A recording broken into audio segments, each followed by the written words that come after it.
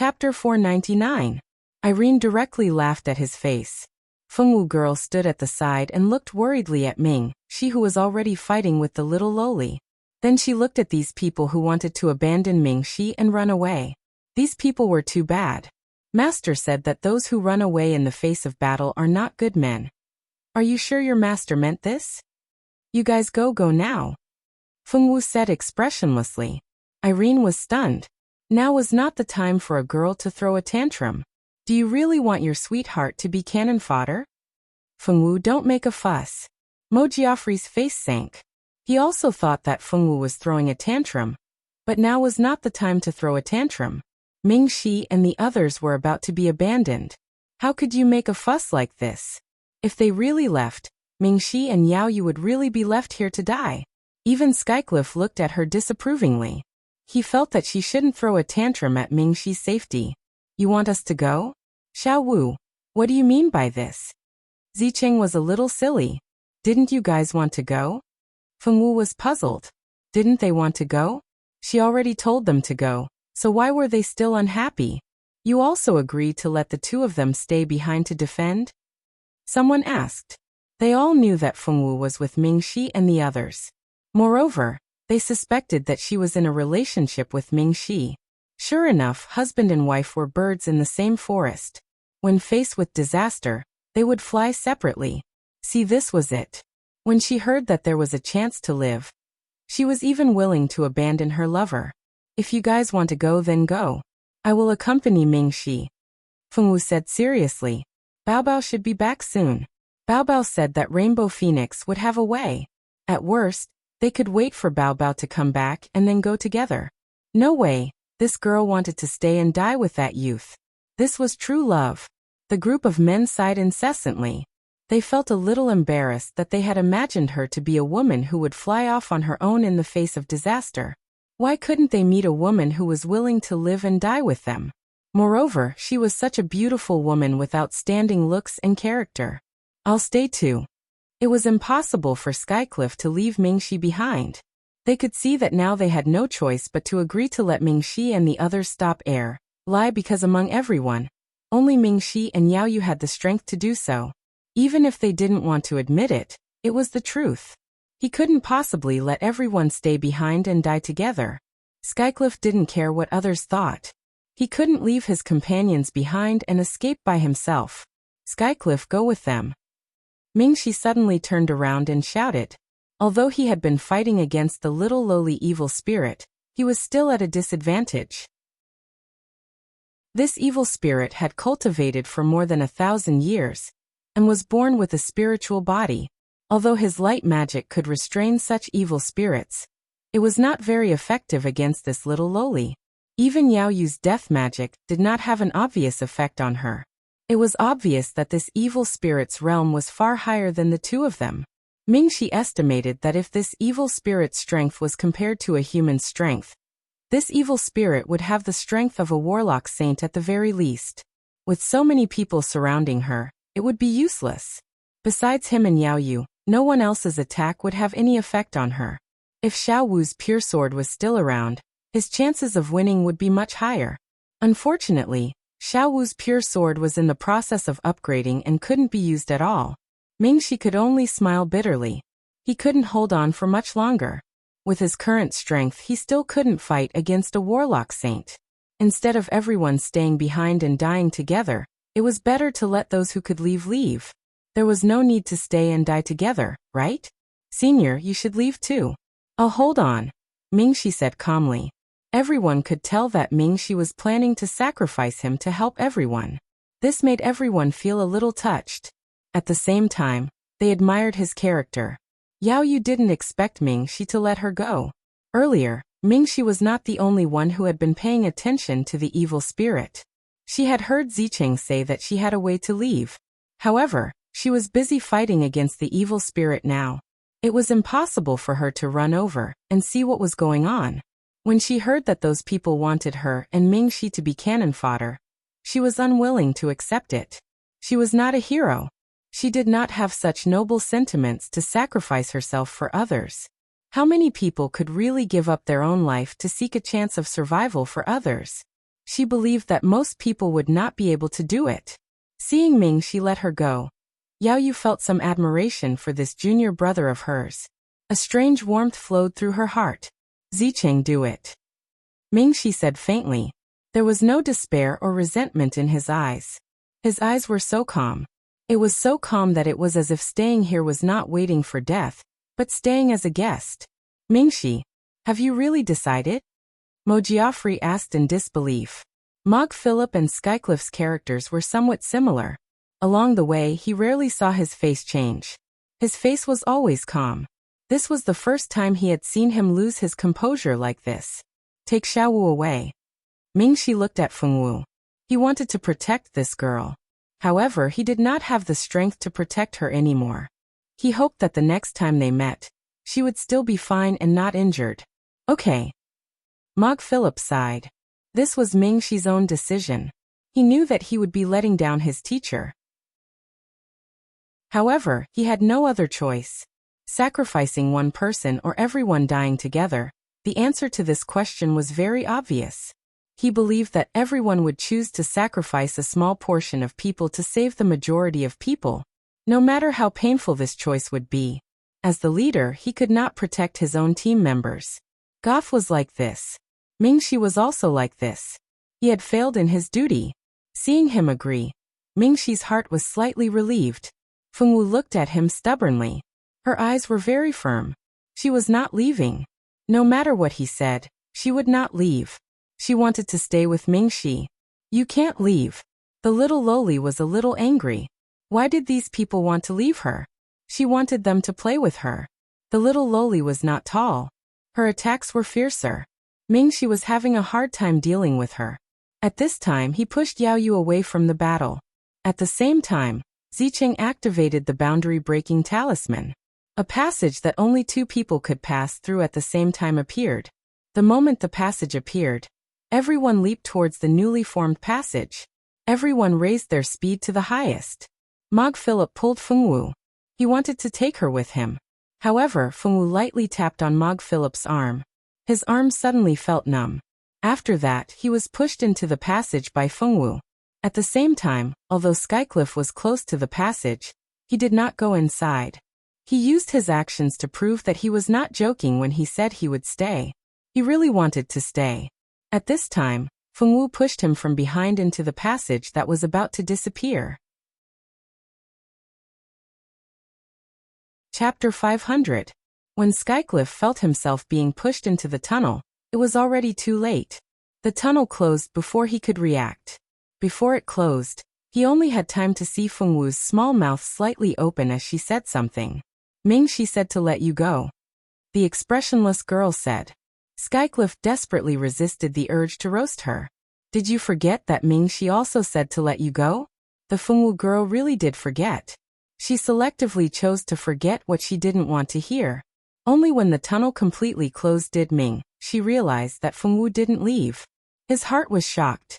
His heart was filled with joy and anger. He clearly told her to leave. Did she know what she had to face if she stayed? Seeing Fengwu's persistent eyes, his heart softened and he couldn't even get angry. Mingxi, don't be afraid. I'll stay with you. Fengwu seriously looked at Mingxi as she spoke. Why are you willing to stay with him? The little loli suddenly stopped and her eyes were filled with envy and curiosity. Why was this human willing to stay with this golden-haired man? Was it because he was handsome? Even if the little loli was a spirit, she still knew how handsome Mingxi was. At least, whether it was before or after death, she had never seen a man more handsome than Mingxi. He is my son's father. Of course I want to stay with him. Fengwu looked at the little loli and seriously said. Fengwu had already decided that Mingxi was Mingxi's father. In Fengwu's heart, they were husband and wife. Her master said that husband and wife should never leave each other, so of course she couldn't leave Mingxi. Moreover, Fengwu's heart didn't want to leave him at this time. Is it like this? The little loli tilted her head in confusion. Fengwu nodded. Then are you willing to stay with me? The little loli's eyes were filled with expectation. No. Fengwu shook her head honestly. Xiao Yi was still with the vice president. She couldn't abandon her little bun. If you don't want to, Then you can stay in the painting and accompany me forever. The little Loli's face darkened, and her voice suddenly became cold. She no longer had her previous loveliness and cuteness. Without a word, the little Loli began to attack the two of them crazily again. Moreover, these attacks were all directed at Fengwu. It seemed that Fengwu's rejection had angered the little Loli. Mingxi helped Fengwu block most of the attacks. Although Fengwu couldn't beat the little Loli, she was agile enough to dodge. The middle-aged man, who had long been forgotten, stood at the side anxiously. However, he knew that no matter what he said, no one would listen to him. Mingxi's forehead was covered in sweat as he struggled to block the opponent's attack. He wasn't a proper necromancer, and it wasn't easy for him to fight against a spirit with deep resentment. Most of the time, his attacks could only be used to block and couldn't be effective on the opponent. The little Loli sneered and her attacks became faster. At this time, she took advantage of a gap and slapped Fengwu. Mingxi was scared out of his wits when he saw this. He knew the consequences of being hit by this palm. Thinking that the girl in front of him would become an ice sculpture and her soul would be sealed in the painting, his heart ached unbearably. Just when Mingxi thought that a tragedy was about to happen, an inconceivable scene occurred. The little Loli suddenly let out an ear-piercing scream.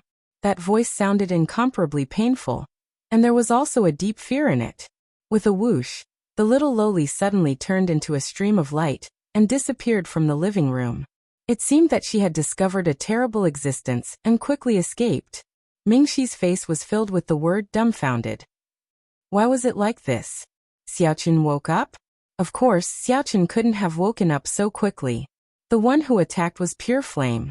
As Pure Sword's good friend, Pure Flame naturally knew how much Pure Sword liked Fengwu as its master. So when it sensed that Fengwu's life was in danger, it immediately attacked without hesitation. The moment the little Loli's attack hit Fengwu, Pure Flame appeared and burned the little Loli. The little Loli had killed so many people that the sins on her body were too deep. When Pure Flame appeared, the little Loli immediately felt as if she was being burned by the flames of hell. It would be strange if she didn't scream after being burned like this. Fengwu really thought that she was going to die at that moment. That feeling of approaching death made her whole body turn cold. It wasn't the first time that Fengwu had encountered a situation like this, but it was never this scary. It made her heart stop. Little Flame, thank you. Fengwu knew who saved her and sincerely thanked Pure Flame. Pure Flame, who had turned into a palm-sized person, nodded proudly and flew back into Pure Sword's body in the next second. Pure Flame was different from Pure Sword.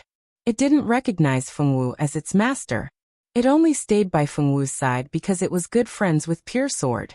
When Fengwu was in danger, it would help, but it was impossible for Fengwu to command it. Xiaowu. Mingxi was so scared that his heart almost stopped. When he came back to his senses, he realized that his back was drenched in sweat. He took a big step forward and pulled Fengwu into his arms. Feeling the warmth of Fengwu's body, he felt his heartbeat slowly return to normal. Mingxi, it hurts. Fengwu pushed Mingxi in discomfort. Why is he hugging me so tightly that I can't breathe? Fengwu thought confusedly, but her little face was expressionless. She still looked so paralyzed. Sorry I hurt you. Mingxi coughed lightly and slowly let go of Fengwu. In that instant, he really didn't want to experience the feeling of his heart stopping a second time. The surroundings were still cold. Mingxi pulled Fengwu to sit at the side. The little Loli had already escaped, but they didn't know when she would come back. As long as she was here, they couldn't relax. Come here for a moment. I want to ask you a question. Mingxi looked at the spiritual body that had been cowering in the corner. This spiritual body was the spiritual body of the middle-aged man who was injured by the little Loli. You.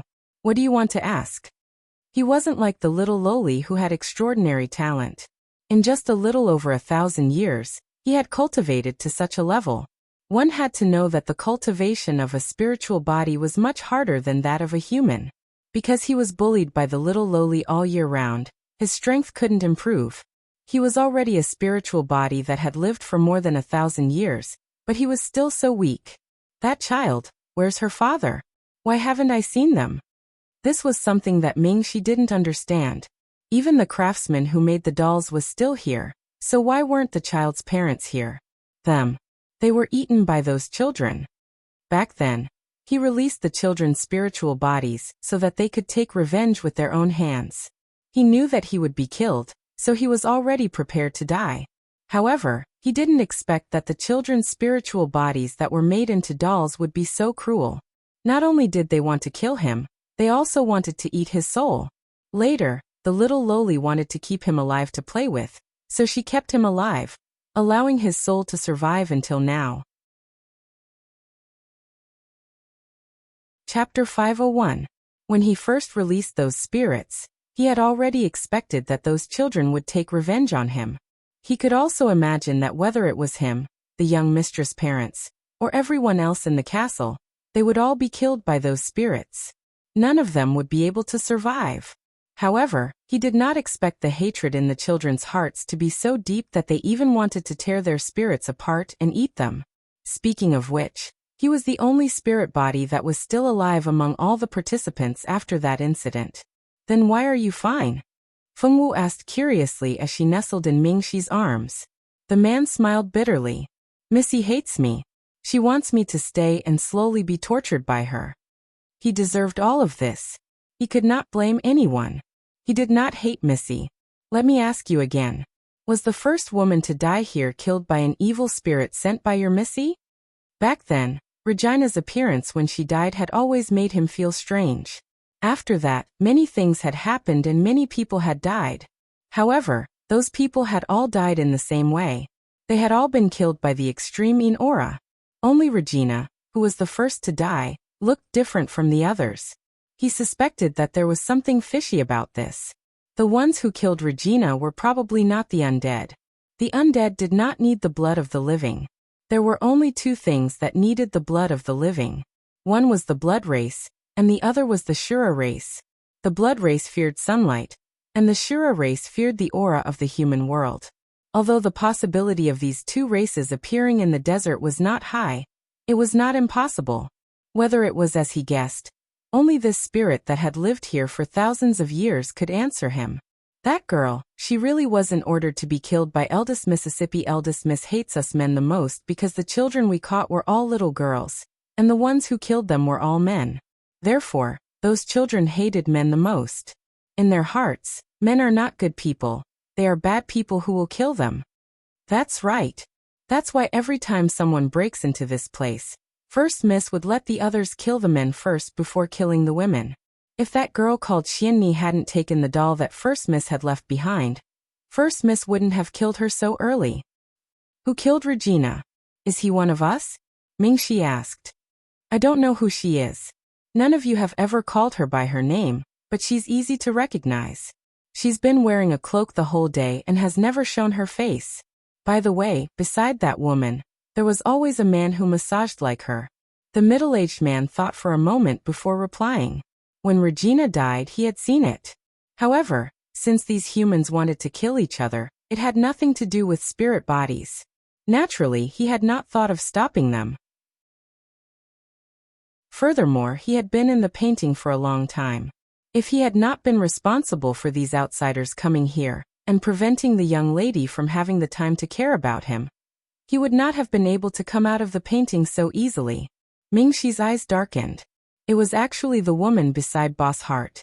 Among all of them, only the man and woman beside Boss Hart were dressed like this. Is there anything about that woman that makes you feel strange? Mingxi asked again. Something strange? The man thought for a moment. There is something strange. That woman can suck blood. After she killed that woman called Regina, she sucked all of her blood. It doesn't seem like something you humans would do. It's more like the legendary blood race. Although the Shura race also liked blood, they preferred to smear blood all over their bodies instead of sucking blood directly. As expected, Mingxi recalled that there were many blood race hiding in the continent recently. The blood race seemed to be on the verge of making a big move. The biggest possibility was that they wanted to break the barrier outside Blood Moon Forest. The blood race wanted to unify the continent. They wanted to make all humans their food for more than just a day or two. This time, the blood race that had infiltrated the continent had all escaped when the barrier cracked. It was likely that those fellows who had escaped were already restless. After asking all the questions he wanted to ask, Mingxi dismissed the spirit body. Only Mingxi and Fengwu were left in the hall. Mingxi let Fengwu lean into his embrace. Fengwu was a little sleepy as she blinked her eyes. Mingxi's embrace was so warm that it made her want to sleep. Sleep, I'll guard you. Mingxi stroked Fengwu's little head and said gently. No matter why Fengwu was willing to stay, he was still touched. At this moment, hugging her, he felt his heart soften. Fengwu shook her little head. I'm not sleeping. Wait for Bao Bao. Bao Bao went to the spirit realm to look for Little Seven. Once Little Seven is here, we can leave. Fengwu stared seriously at Mingxi's brows. Bao Bao went to look for Little Seven? Mingxi realized that Bao Bao was not with Fengwu. Fengwu nodded, indicating that it was indeed so. Looks like our luck is not bad. Mingxi smiled. Even if Little Seven did not come in the end, he could still protect Buwu. It was just that he had to pay a big price. As the crown prince of the Silver Moon Ancient Kingdom, he naturally had means to protect himself. However, Xiaowu was not of the Silver Moon Ancient Kingdom's bloodline. It was impossible for him to protect her without paying a price. No matter the price, as long as he could save her, he was willing to pay. Now that they had Bao Bao's help, the chances of them leaving this place together were much higher. While Mingxi and Fengwu were waiting for Little Seven and Bao Bao, Mo Jiaofrey and the others had already contacted the school. Mo Jiaofrey had already guessed that Mingxi's identity was not ordinary. Of course, the first thing he did was to contact the school. The school had already sent a necromancer to deal with it. After the arrival of Notre Dame du Starlight's teacher, it was afraid that this place would no longer exist in this world. Irene and Shouzo were also very worried about Fengwu's safety. Shouzo was especially worried.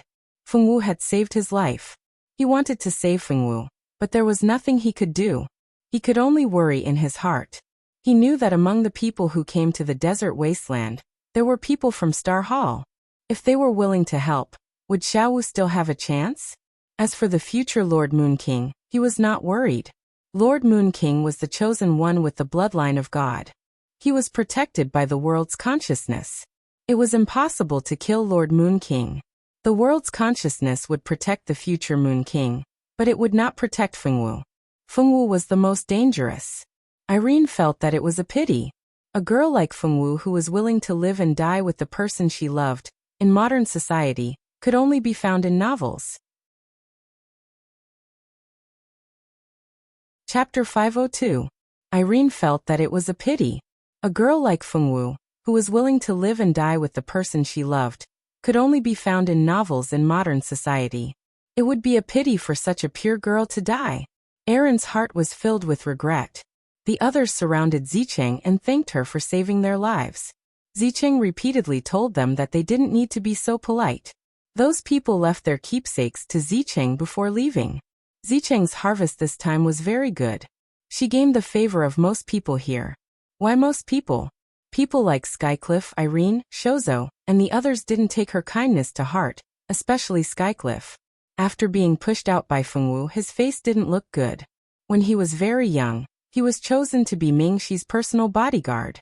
Then, he was sent to the palace of the Silver Moon Ancient Kingdom. He grew up with Mingxi since he was young. He knew that he was used to protect the future emperor of the Silver Moon Ancient Kingdom. But now he didn't do his job well. Leaving the person he was supposed to protect behind made Skycliff's face look good, although it wasn't his intention to leave. While Skycliff and the others were worried about Mingxi's safety, Fengwu and Mingxi had been waiting for a long time. Bao Bao and Little Seven finally arrived. Bao Bao brought Little Seven to the isolated world. Little Seven's innate flame immediately sprayed towards the enchantment that protected the land of Extreme Een. The heavy rain outside stopped because of the fire. A ray of sunlight shone in from outside. The place where the sunlight shone in was obviously the exit that Little Seven had burned. Mingxi held Fengwu's hand. The two immediately leaped up, wanting to leave through the hole. But at that moment, something strange happened. The little loli, who hadn't shown up before, suddenly appeared beside Mingxi. Her small hand swatted towards Mingxi. Little evil spirit wanted to take revenge for being burned by pure flame. She couldn't hurt Fengwu, but how could she not hurt this man? Don't think that I'll let you off so easily after hurting her. The little evil spirit's eyes were filled with hatred. That seemingly soft and weak little hand was already right in front of his eyes. By the time Mingxi discovered it, it was already too late for him to dodge.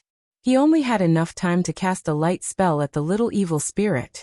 The little evil spirit smiled coldly and allowed the attack to land on its body.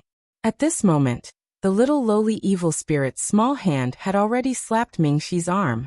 It was just a light pat, but Mingxi's arm was immediately covered in a thick layer of frost. Unexpectedly, Mingxi's entire body was frozen. Only his arm was frozen. At this moment, Fengwu grabbed Mingxi's other hand and pulled him into the hole in the barrier. The little lowly could only watch unwillingly as Mingxi and Fengwu disappeared into the other side of the barrier.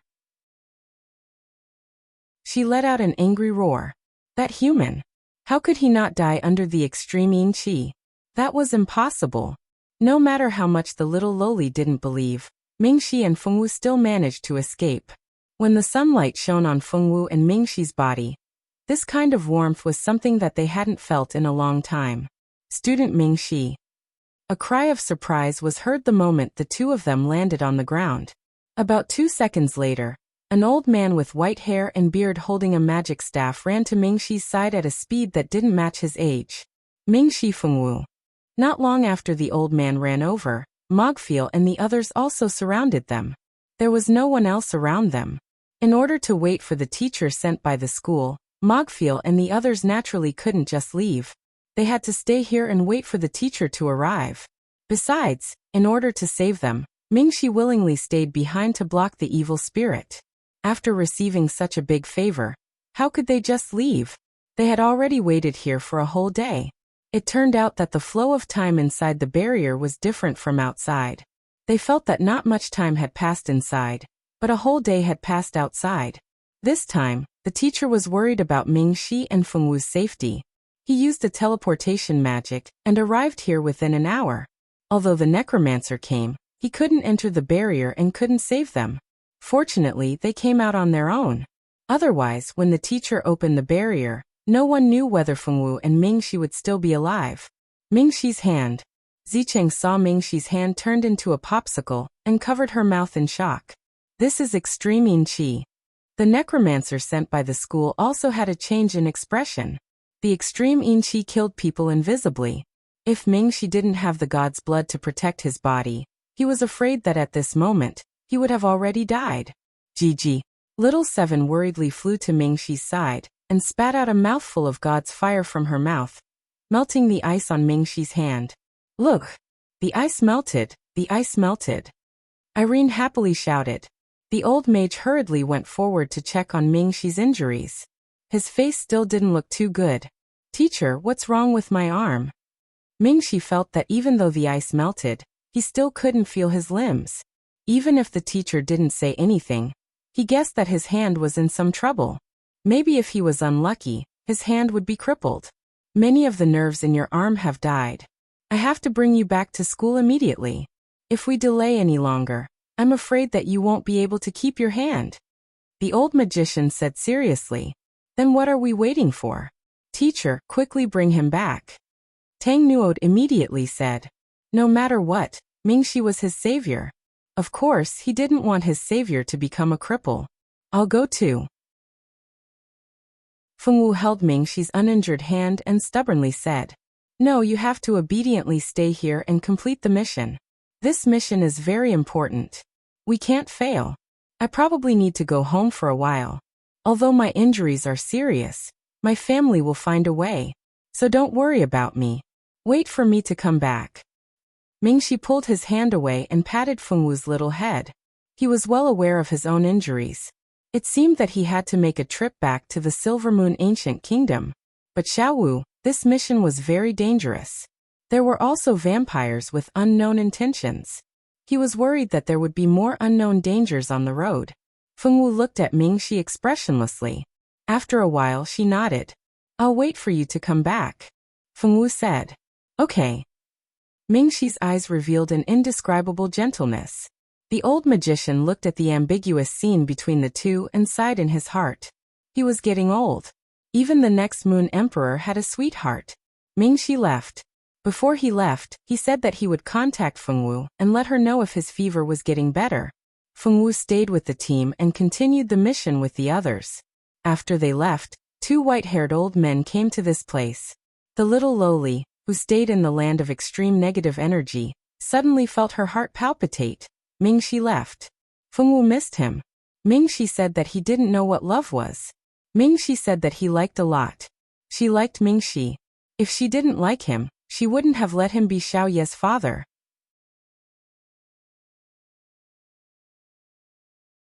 Chapter 503. But Mingxi said that it wasn't love, so what was love? She still didn't understand. Xiao Wu, are you worried about Mingxi Sr.? Irene leaned over and whispered to Fengwu. I miss him. Fengwu nodded and said seriously. Don't you know how to be shy? Irene was a little speechless. When the mission is completed, we can go back to school, and you will be able to see him then. Although she didn't know how long Mingxi would have to recuperate from his fever, this was a magical world. As long as there was a way to treat any injury, it wouldn't be difficult to get better. Really? Fengwu's eyes lit up. I'm not very sure, but I guess it's like this. Irene didn't dare to say anything, so she could only stammer. 10 days later, they came to the place marked on the map. Originally, they didn't accidentally enter the land of extreme negative energy, so they could take out the heart of wood before others found out. But now it seemed impossible.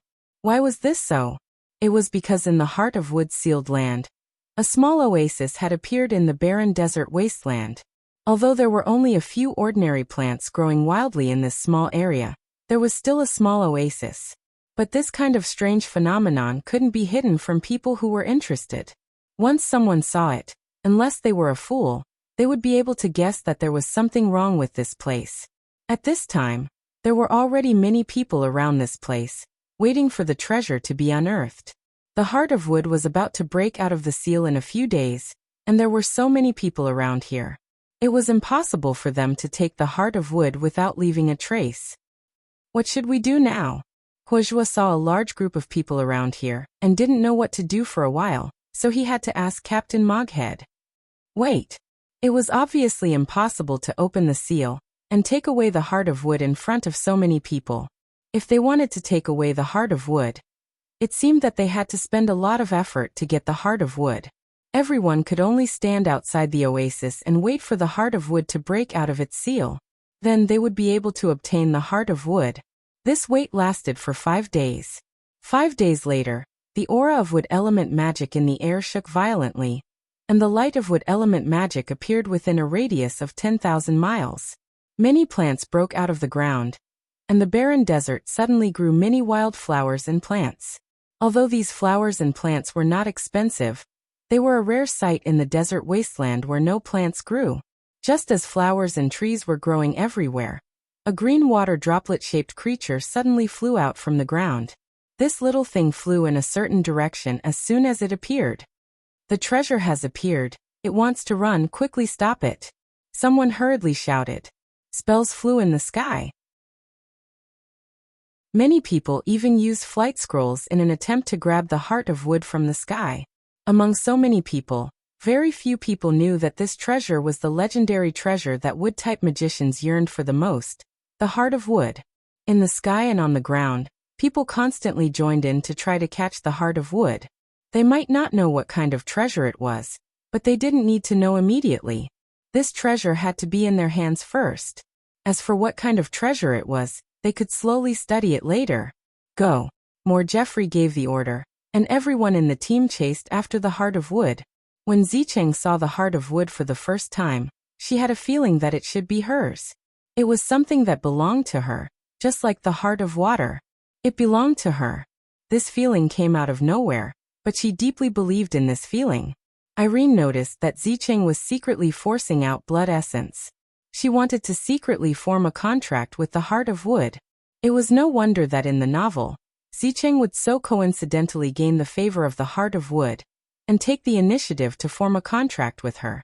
It was not the heart of wood that took the initiative, but Zicheng. In the original novel, there was not much description of Zicheng forming a contract with the heart of wood. She only now understood the method that Zicheng had used. She snorted disdainfully and quietly followed behind Zicheng.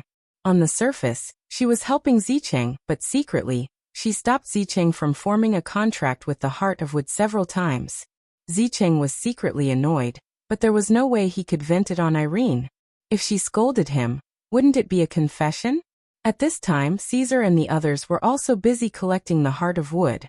With the Heart of Wood, there would be at least one more wood element warlock saint in the family. One more warlock saint was an absolute temptation to any family. The strength of a clan was directly related to the number of experts in that clan. Whichever clan had more experts, that clan would have more authority to speak. Shozo could allow anyone else to obtain the Heart of Wood, but not Zicheng. He could not let this world be destroyed in Zicheng's hands. Irene was by Zicheng's side from time to time, and whenever Caesar made a move, he would also secretly hinder him. Caesar did not realize that his own younger brother was guarding against him. At this moment, he was still protecting Zicheng and snatching the Heart of Wood. Ever since they left the land of extreme negative energy, Caesar obviously treated Zicheng differently. Shozo suspected that his brother's favorability towards Zicheng had reached 100%. Once it reached 100%, unless Zicheng died or the world was destroyed, it would be impossible to get rid of Zicheng's control. He could not take the risk. If Caesar's favorability towards Zicheng really reached 100%, then there would not be much difference between Caesar and Zicheng. This was because as long as Zicheng gave a hint, Caesar would offer up the Heart of Wood. With Irene and Shozo working together to mess things up, Caesar and Zicheng could not make any progress in snatching the Heart of Wood. The Heart of Wood was like a naughty child, flying around in the sky. It wanted to return to the ground, but unfortunately, Caesar and the others had already set up a formation on the ground, so the Heart of Wood could no longer hide underground. Fengwu followed behind Mojiaffre, expressionlessly dodging from time to time those idiots who wanted to catch the Heart of Wood, but their flying ability was not good enough, and almost hit people. There were too many people in the sky, it was simply crowded, and these people all wanted to catch the Heart of Wood. There were too many people, she couldn't pass. Fengwu blinked and decided to stay put. That little thing was very cute. What if she didn't want to catch it? Stop. Don't run. Quick, block this side. I'm about to catch it. Here, everyone get out of the way. The scene was a mess. The Heart of Wood was small and agile in flight. It was not easy to catch it. If the 5 elemental stars were so easy to catch, they would have been caught long ago. They would not have waited until now. Everyone set up one trap after another, trying to catch the Heart of Wood from the sky. Unfortunately, the Heart of Wood was still flying around in the sky. Although it was blocked by people and could not fly far, its small body was still flying flexibly. Chapter 504. Everyone was busy in the sky for more than an hour, but the Heart of Wood still stayed in the sky, and no one got it. Caesar signaled the people below to form an array, and he prepared another trap array, intending to trap the Heart of Wood inside.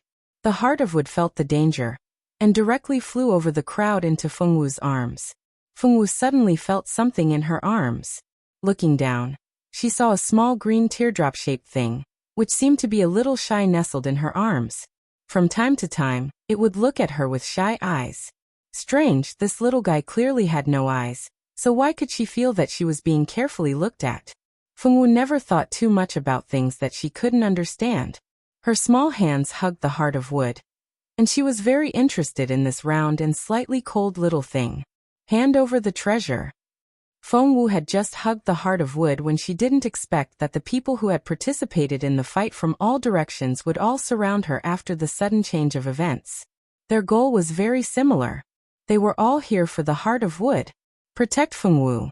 Mojiaffre shouted, and covered Fengwu with huozhua, blocking most of the people who wanted to rush over and embarrass Fengwu. Zicheng's heart was slightly shocked. He didn't think that the Heart of Wood would actually fly into Fengwu's arms. No, he couldn't let her run away with the Heart of Wood. The Heart of Wood belonged to her. Zicheng quickly ran towards Fengwu.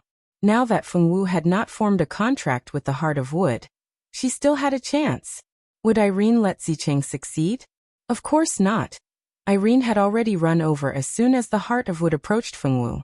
It was not that she wanted to snatch the Heart of Wood from Fengwu, but she wanted to prevent Irene from running over and playing tricks. She really guessed it right. Irene rolled her eyes and handed a teleportation scroll to Fengwu. She had bought this teleportation scroll at the auction. It could teleport her to a faraway place. Moreover, it could teleport her to a fixed location. Before she entered the desert wasteland, she had set the teleportation location to a small town outside the desert wasteland. As long as Fengwu activated the teleportation scroll, she would immediately be teleported to the town and leave the encirclement of these people. Fengwu looked at the teleportation scroll that was suddenly handed to her and looked at Irene suspiciously. Why did he give her this?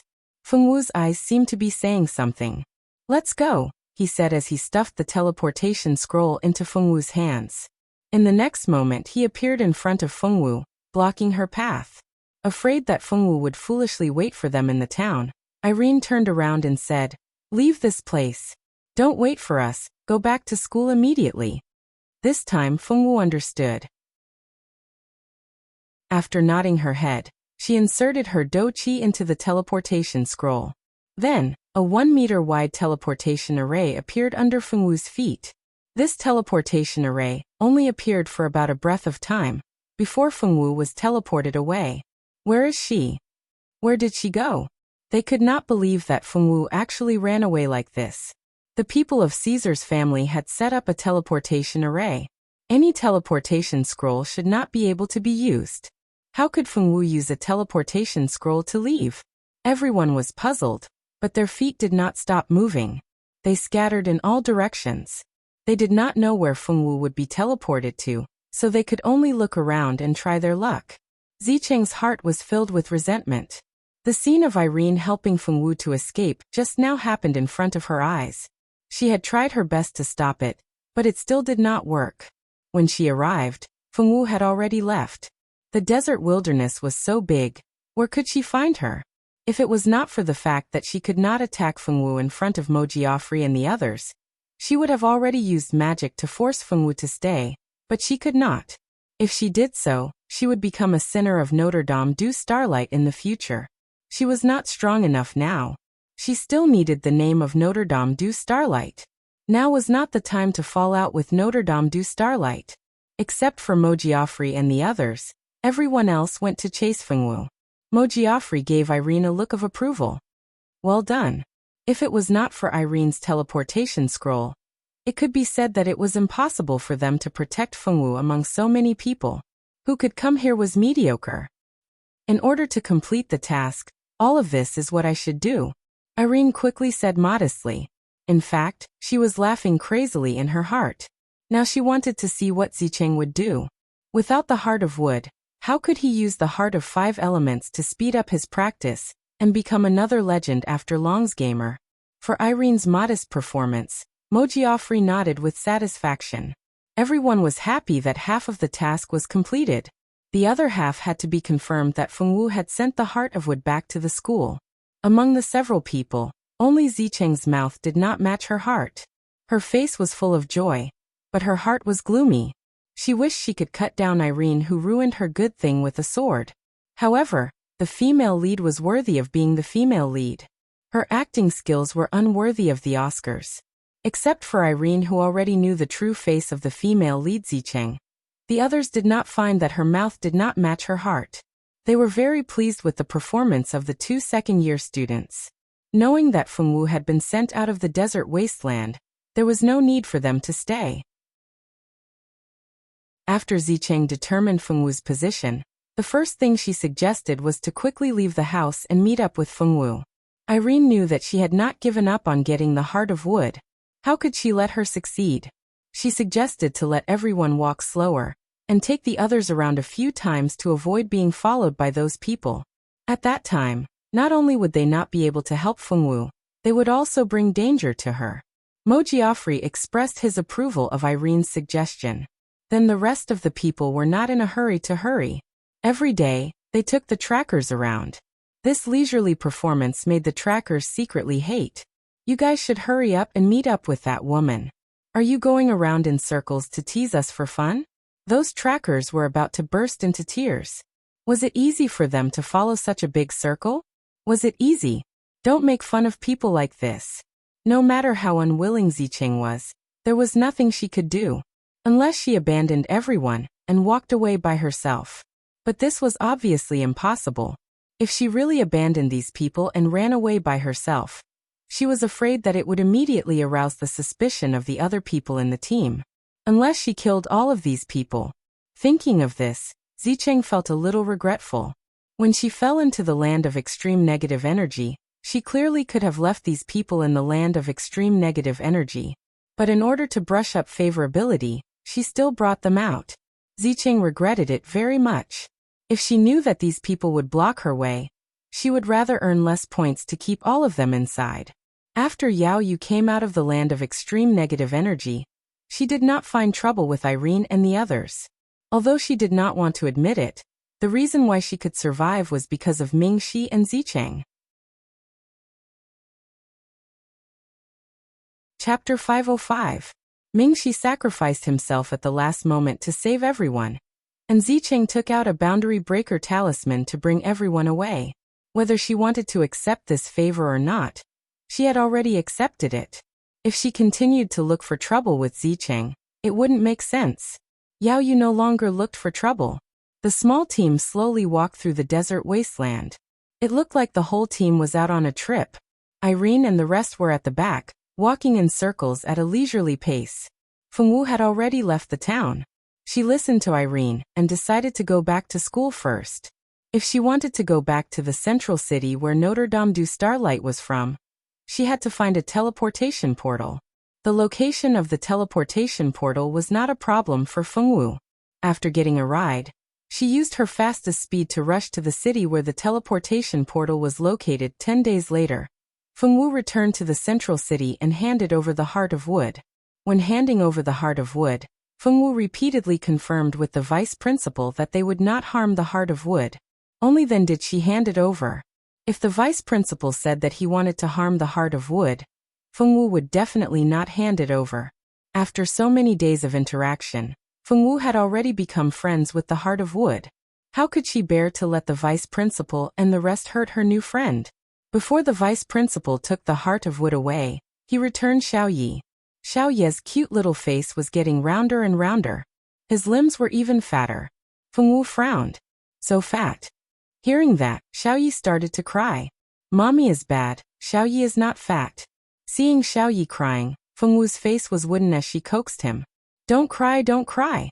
Xiaoyi did not pay any attention to her, and continued to bawl her eyes out. Fengwu expressionlessly handed Xiaoyi over to Xiaobai, and went back to the dormitory. Xiaoyi saw that his little mother actually ran away without shouting at him. He felt even more wronged. His cries could practically tear the roof off the house. In the end, it was Ajur who couldn't stand it anymore. He carried the little bun over and coaxed him. On the third day of Fengwu's return, Mog Philip and the others also returned. Zicheng knew that the Heart of Wood had already been handed over, and it was already impossible for her to obtain it. This made her feel stifled for a long time, and her heart was extremely vexed. Ever since she lost the Heart of Water, she felt that something was wrong. She clearly felt that the Heart of Water should belong to her. Why was it taken away by Xiazhua? The Heart of Wood should have belonged to her, but in the end, it fell into the hands of Notre Dame du Starlight. What went wrong? Why did things turn out this way? Zicheng couldn't figure it out. When she returned to school, her days were peaceful again. Every day, she would go to class and take care of the children after class. Her life was very orderly. The only difference was that she couldn't see Mingxi in school anymore. Mingxi had returned home. The story of Mingxi's injury had already spread throughout the school. Donovan had fiercely publicized it for Mingxi. Skycliff left with Mingxi after he left. If he wanted to leave, the school couldn't stop him. If Skycliff was there, when Fengwu was besieged, there would be an additional fighting force. Unfortunately, Skycliff's goal was to protect Mingxi. Everything else was not important to him. That was why he could leave whenever he wanted. No one could stop him. Sure enough, although Skycliff didn't return to school, he was still given a major demerit. This kind of example of accepting a mission, but changing his mind halfway had to be suppressed. They couldn't let the other good students learn bad things from him. Skycliff didn't come back. Fengwu would contact Mingxi through the communication crystal every 2 days. Ming-Shi's image from home looked normal, but his hand didn't seem to have recovered. Every time she saw him, it was still wrapped in bandages. Fengwu and the others had completed the mission of bringing back the Heart of Wood.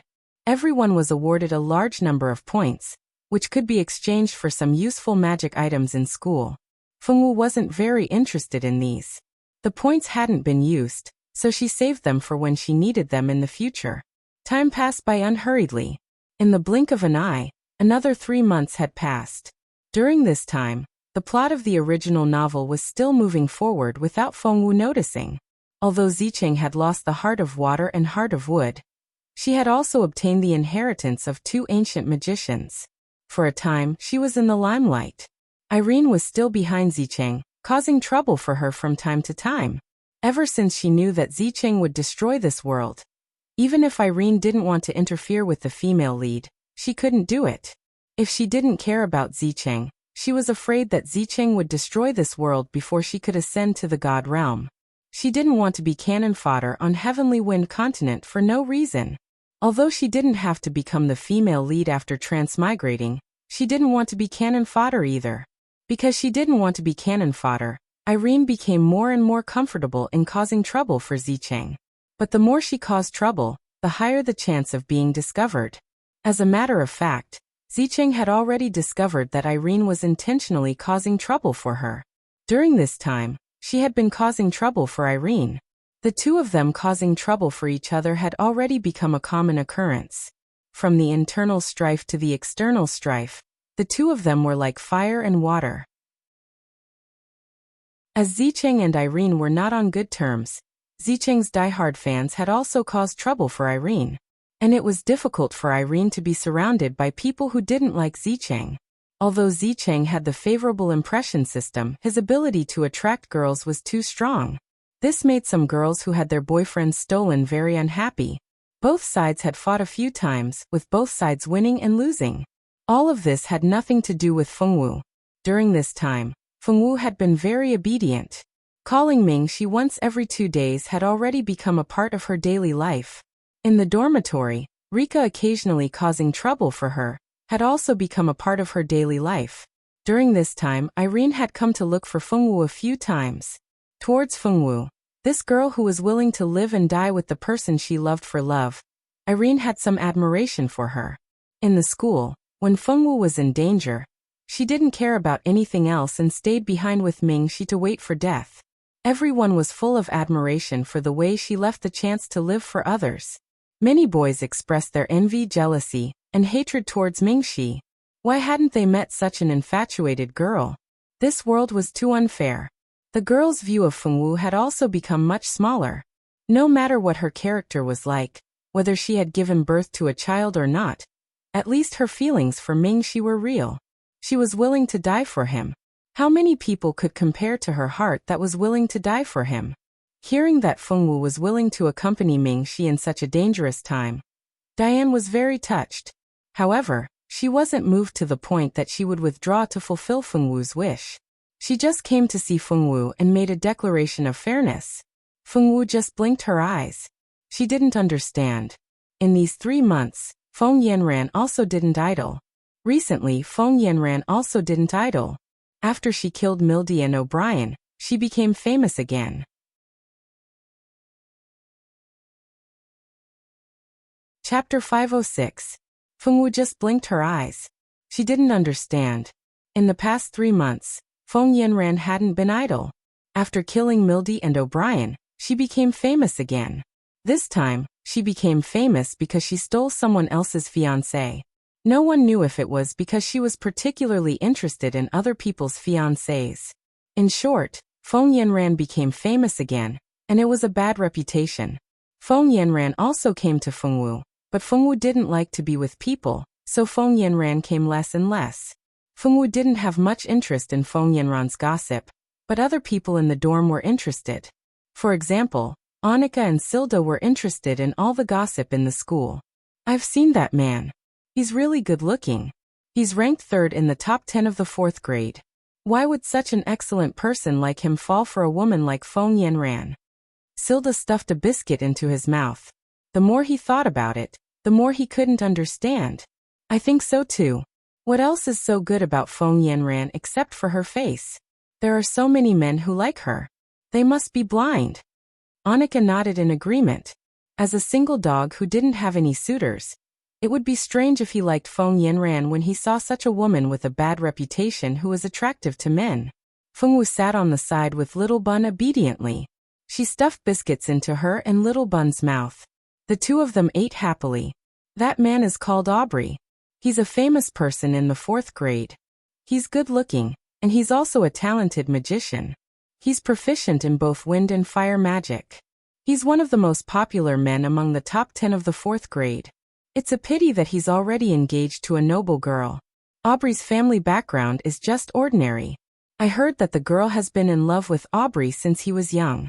For him, she even forced her family to get engaged. I didn't expect that she'd still be dumped even after going to this extent. Silda sighed. He felt sorry for the noble girl. That man didn't say that he wanted to marry you. Why did you force yourself on him? You're just looking for trouble. So this is how the marriage is set. Although it is wrong for Aubrey to fall in love with Feng Yanran, his fiancée is not necessarily worthy of sympathy, who asked her to put herself in such a low position, and urged her family to propose an engagement. It is too shameful for a noble. Annika couldn't understand the mindset of the rumored fiancé. How could she throw away her dignity as a noble for a man? That was the content of Annika's conversation with Silder. That day, it was time to talk to Mingxi again. At night, Fengwu sat on the balcony, enjoying the breeze and looking at the scenery from the other side. Annika said that the fiancé doesn't deserve any sympathy. She doesn't even care about the dignity of a noble. Fengwu honestly told Mingxi the gossip she heard. Mingxi was speechless as he listened to Fengwu. He wondered if the girl called Annika would cry if she knew that Fengwu had told her everything. That's all that happened in the past 2 days. Fengwu thought for a moment and couldn't think of anything else that she hadn't said, so she continued. The corner of Mingxi's mouth twitched slightly. He still remembered the first time Fengwu contacted him. She didn't know what to say at all, and just stared at him blankly for a few minutes. In order to give her something to talk about, he asked her to tell him about the interesting things that happened in school every time they talked. He didn't expect this girl to tell him everything that her classmates said. Gradually, as time passed, he got used to Fengwu trying hard to remember what others said before telling him. Every time Fengwu told him what others said, that serious look on her face was especially cute. Xiaowu. Mingxi looked at Fengwu in shock. She actually fell asleep on the balcony chair. Although it was summer now, sleeping on the balcony would still cause her to catch a cold.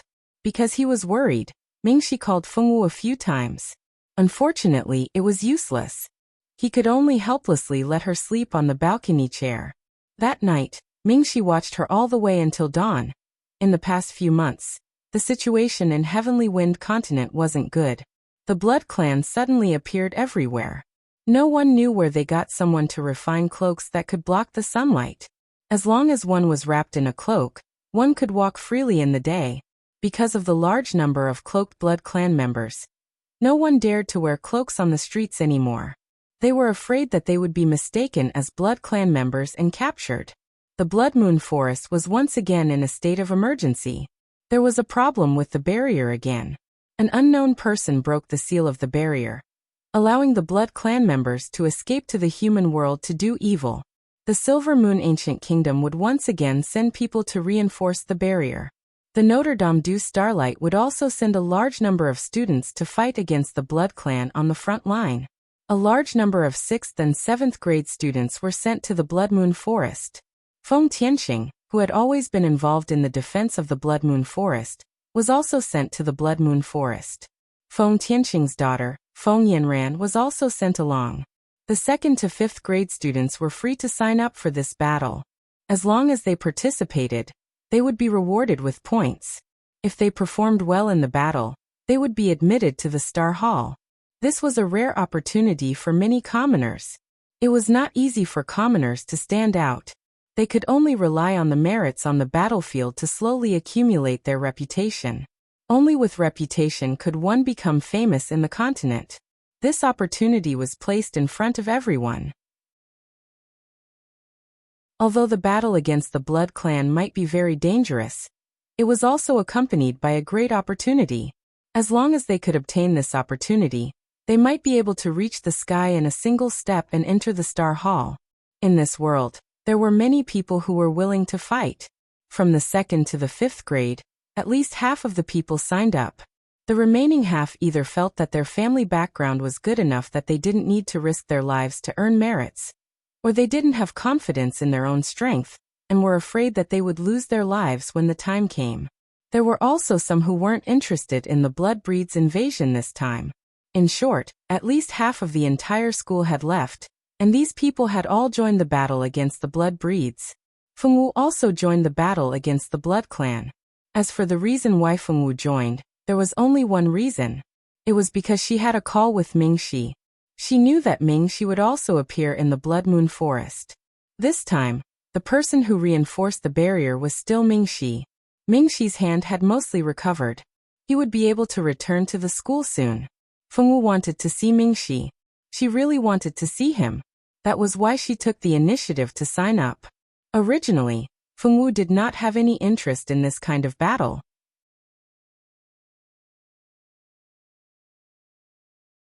Chapter 507. This was because she had a conversation with Mingxi and found out that Mingxi would also appear in the Blood Moon Forest.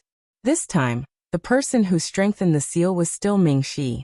Mingxi's hand had already recovered by more than half, and would be able to return to school soon. Fengwu wanted to see Mingxi very much, which was why she took the initiative to sign up.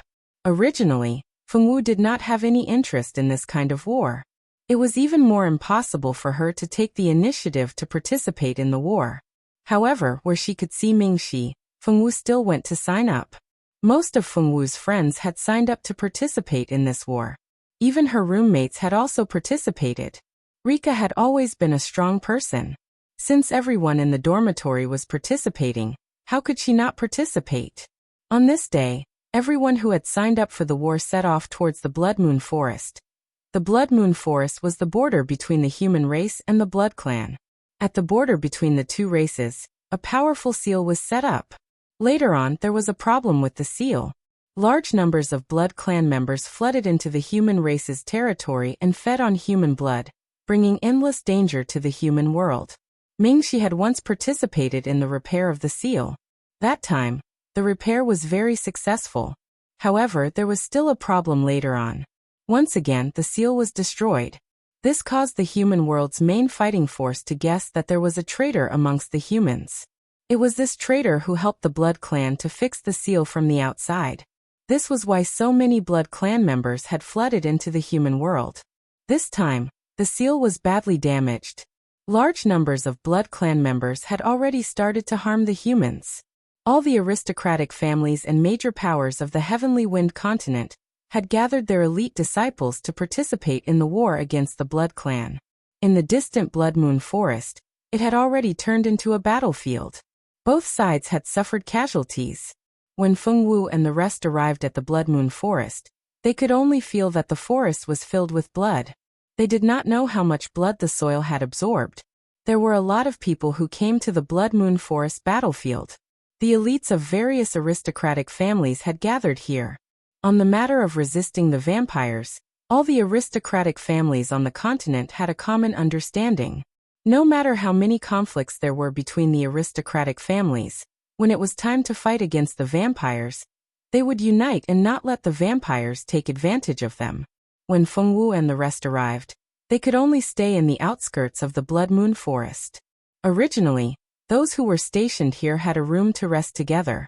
However, there were too many people who came, and that room could not accommodate so many people. In the end, those who came could only make do with their own tents. Fengwu and the others didn't arrive early, so they naturally became part of the people who set up the tents. Only a few people of high status could live in that house. The others had to find their own way to rest. Fengwu had just finished setting up the tent when she heard someone calling her. He turned around and saw that it was Yilin, whom he had not seen for a long time. Fengwu, come over here for a moment. My mother said that she has something to tell you. Yilin was also in a dilemma as to whether or not she should pass on the message. Her relationship with Fengwu was not good. Ever since they parted on bad terms at Fengwu's place, she had not seen her again. Although she had not seen Fengwu again, news about Fengwu would often spread. Hearing those news, she felt that she should be doing well. Fengwu remembered that the mother she was talking about was her elder aunt, Feng Tianjiao. Fengwu and Feng Tianjiao did not have much interaction. She could not say that she disliked or liked that aunt. Fengwu thought for a moment, then followed Yilin to Feng Tianjiao's tent. Feng Tianjiao should not have come, but she was afraid that something might happen. She felt that the vampire's movement this time was inextricably linked to Feng Tianxing, so she came. Even if her arrival was not welcome, so what? Her goal was only Feng Tianxing. She did not care what others thought of her. Elder aunt. Fengwu entered Feng Tianjiao's tent.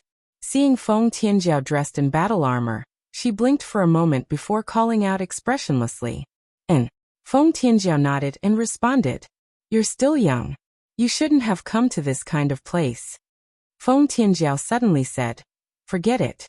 Since you're here, just stay here. When the fight starts, don't just charge forward.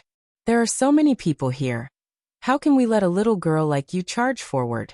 Just remember to hide in the back and earn merit points. Also, be careful of your little aunt. She's not as harmless as you think. If she comes to call you, remember to ignore her. If she wants to take you to some desolate place, don't agree." Although Feng Tianjiao did not like her biased brother, nor did she like her father who was biased towards Feng Tianxing, she still took care of her brother Feng Tianxing's son and daughter. She felt that Feng Tianxing would definitely make a big move this time, but she had no idea what this big move was. She could only wait for her to give herself away. While waiting, she was afraid that her silly niece would be fooled. That was why she had her daughter Yilin bring her over and give her a few words of advice. Fengwu blinked. Little aunt. Was she talking about Feng Tianxing? Xiao Wu will remember, elder aunt. Fengwu looked at Feng Tianjiao seriously. Just like that? Wasn't she supposed to say that her little aunt was a good person and would definitely not harm her? Why was this scene so strange? This wasn't right. Feng Tianjiao coughed a little uncomfortably. She was not used to Fengwu being so easy to talk to. She thought that Fengwu would not believe her. The reason why she said it was to do her best. As for whether Fengwu believed her or not, she did not care. After saying a few more words to Fengwu, Feng Tianjiao had Yilin bring her back. Before Fengwu left, she told her to look for her if she needed anything. Fengwu obediently agreed. This conversation could be considered pleasant. There were no problems in the middle. After returning to her tent, Fengwu and the others found a place to eat some dry rations. Then, according to the orders from above, they picked up a map to familiarize themselves with the environment. The whole day unknowingly passed by. They could not even go find Mingxi.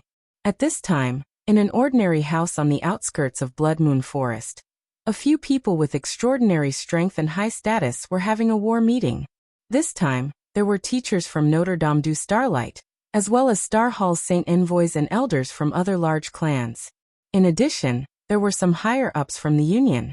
There were more than 10 people in the meeting room. Sitting at the head of the table was the Notre Dame du Starlight's vice principal. This time, the vice principal was the representative of the Notre Dame du Starlight. Naturally, he had to participate in this meeting. The Star Hall had sent out the new 4 Saint Envoys. However, although the 4 Saint Envoys had high status, their seniority was still low. Therefore, this meeting was hosted by the Notre Dame du Starlight's vice principal. Mingxi sat beside the vice principal without saying a word. Behind Mingxi stood Skycliff. As Mingxi's personal bodyguard, Skycliff was naturally here as well.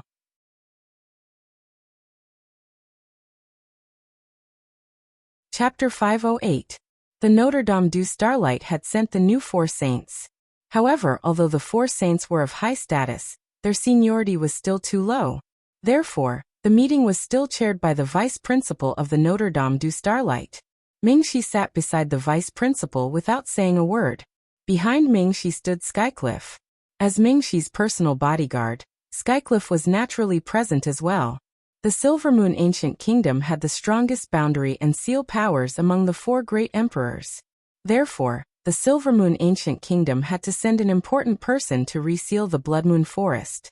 As the future successor of the Silver Moon Ancient Kingdom, Mingxi was sent to represent the Silver Moon Ancient Kingdom to reseal the passage to the human world. In ancient times, many races were affected by the Great War between the God Realm and the Demon Realm. From the human race to the Blood race to the Azura race, they all suffered a lot of damage.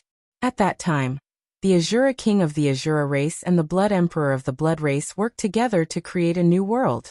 That world was eventually named the Azura world after the Azura race. At that time, the Blood Emperor brought the majority of his race and the Azura race into the Azura world to avoid the Great War.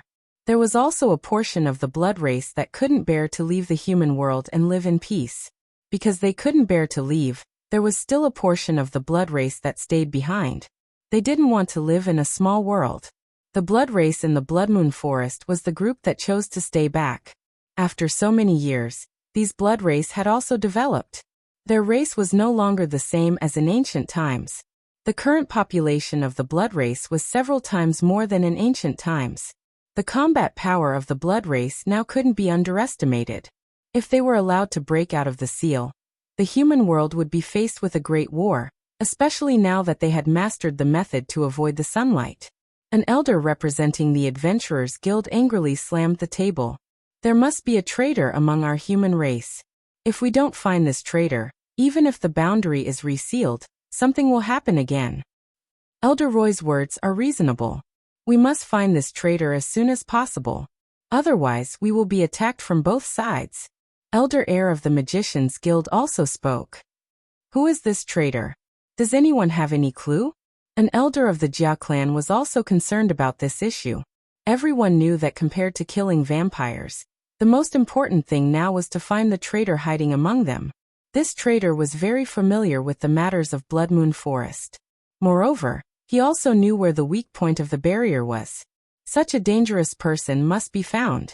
Otherwise, no one would be at peace, and this battle would cause the human race to fall into chaos. Teacher Feng Tianxing, you've guarded the Blood Moon Forest for so many years. Do you have any suspects? The vice principal asked. Feng Tianxing looked at the elders with some difficulty. I do have a suspect, but I hope it's not him. Are you talking about your senior brother, Florence? The vice dean asked. Only a small number of people knew about Florence's problem at that time. Florence had disappeared without a trace, and so had the 4 guardian elders. Feng Tianxing and Florence's master, Samos, had also mysteriously disappeared in the Blood Moon Forest. The people guarding the Blood Moon Forest had all disappeared. In their opinion, those people had most likely met with misfortune. The only one who escaped was Feng Tianxing. As the main suspect in the disappearance of the guardian elders at that time, Florence had been recorded in the Star Hall and the Notre Dame du Starlight's case. Florence's experience had also been investigated clearly.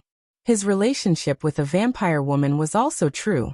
In short, Florence was indeed a major suspect. I don't think it's possible that it's Florence. He left when the boundary was destroyed last time. The boundary that was destroyed this time was fixed by me. It's impossible for him to know where the weak point of the boundary is.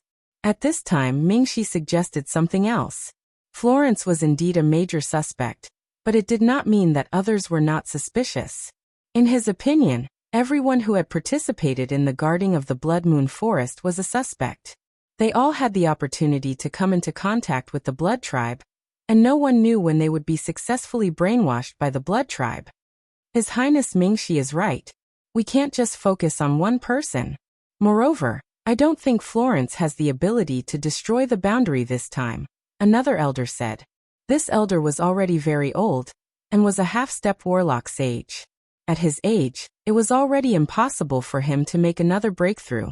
This was why he had volunteered to lead a team to the Blood Moon Forest, wanting to fight for his juniors. Immediately after, a few other elders voiced their support for Mingxi's opinion. At the end of the meeting, a few elders who had guarded the Blood Moon Forest in the past were targeted. Although no one said anything, Feng Tianxing knew that she had also become a suspect. After all, although Florence was suspicious, he had gone missing. Feng Tianxing, on the other hand, was the only high-ranking person who survived in the Blood Moon Forest. She was also a suspicious person. However, everyone had only investigated her in private. No one had ever doubted her in front of her. Although no one said it out loud this time, the result was already tacitly understood. It seemed that she would not know about any more important meetings. Feng Tianqing was not worried at all. If they wanted to investigate, then investigate as much as they wanted. She did not believe that they would be able to find anything. If they could really find out, she would not have been allowed to roam freely in the Notre Dame du Starlight for so long. Don't think that she did not know that the people from the Star Hall had arranged for her to be a teacher in the Heart Light Sacred Court, so that they could keep an eye on her. She wanted to see what they could find this time since they could not find anything after so long. Of course, Feng Wu and the others did not know about the contents of this meeting. The next day, Feng Wu brought Bao Bao to find Ming Shi. She had not seen Ming Shi for a long time. She missed him. Ming Shi lived in the outskirts of the Blood Moon Forest. It was the house where Feng Tianqing and the others had lived when they were guarding the Blood Moon Forest. During this time of war, Ming Shi was still able to live in a house. This was enough to show that Ming Shi's identity was precious. Because the people living in this house were all important people, there were many guards outside the door. These guards were wearing the clothes of the Silver Moon Ancient Kingdom. At a glance, one could tell that they were people from the Silver Moon Ancient Kingdom. Feng Wu did not know the origin of these guards. She only told Ming Shi that she had come to find him. Then, when she went downstairs, the guards asked for her name and let her in. When Feng Wu saw Ming Shi was reading a book. The degree of damage to the seal this time was much greater than the previous times. Apart from the princes of the blood race, the rest of the blood race could already leave the seal. This time it was not easy to seal them again. Before sealing them, they had to drive some of the blood race back to the seal in the Blood Moon Forest. If they were directly sealed, then these blood race members would be left in the human world, which was a danger to the human world.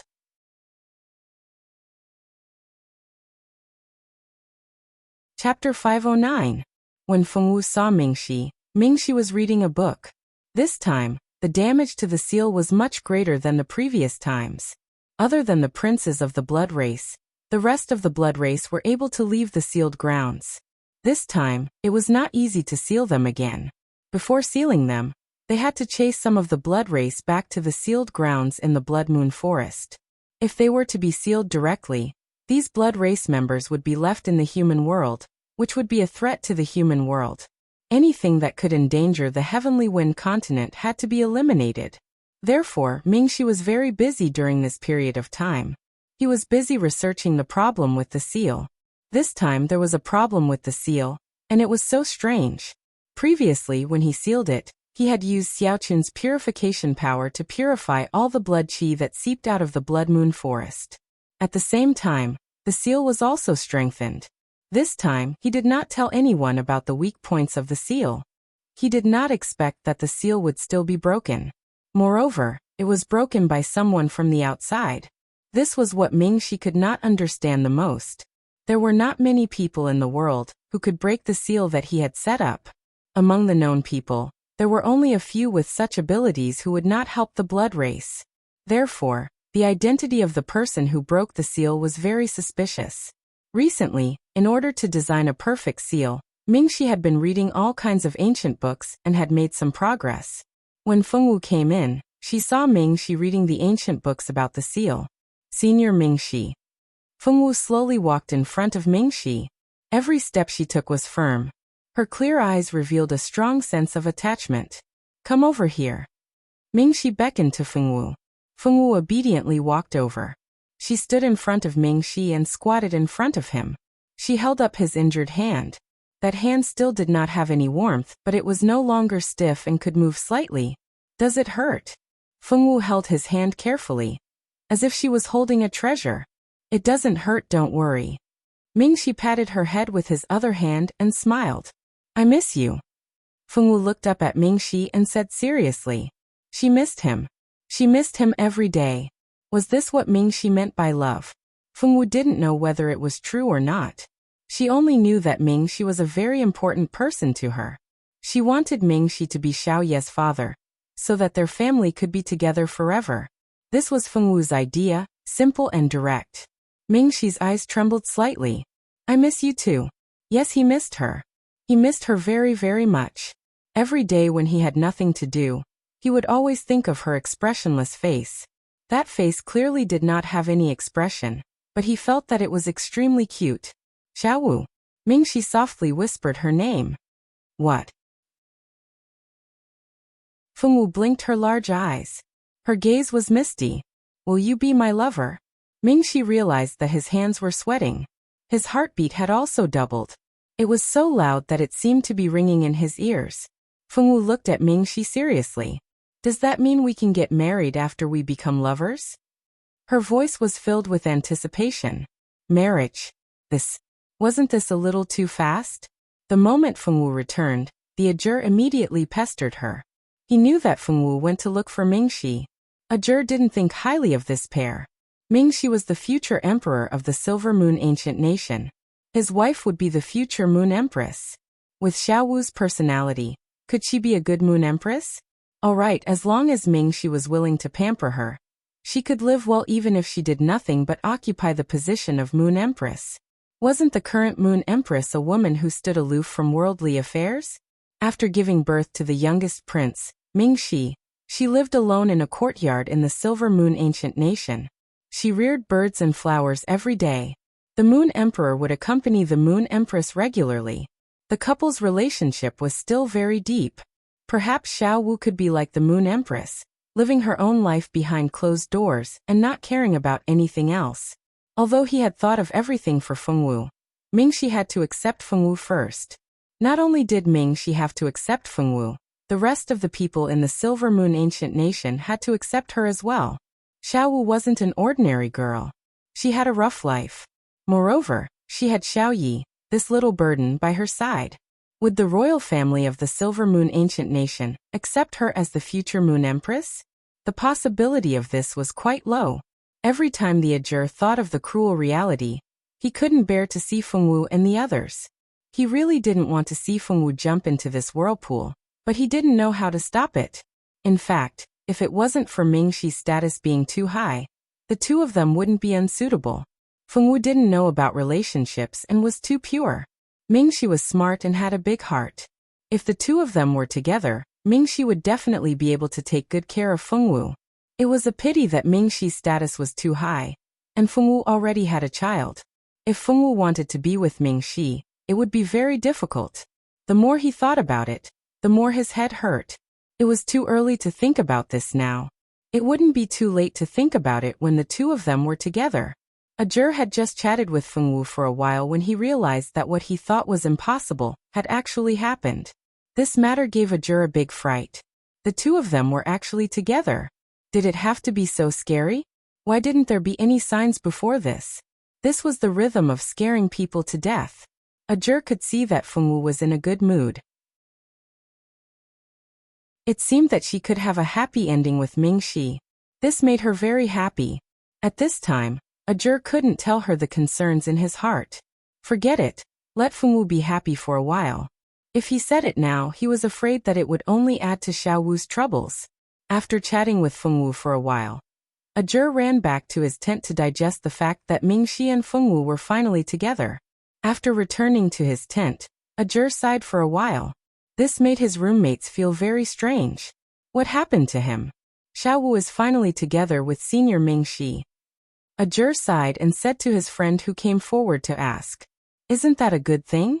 Fengwu has always liked Senior Mingxi. Now that her wish has been fulfilled, Fengwu will be happy to death." What's there to be happy about? The two of them aren't suitable. I'm afraid that Fengwu will be hurt in the future. Ajur said. What's there to worry about? Senior Mingxi is a person who knows his limits. Since he has decided to be together with Sister Fengwu, he won't make her sad. In the school, Mingxi was also one of the few seniors who had always been clean when it came to matters between men and women. He was loved by thousands of female juniors. Things aren't that simple. You all don't understand. After saying that, he didn't care about what the people behind him thought and sighed and walked away, leaving behind some dumbfounded roommates. How would we understand if you didn't say it?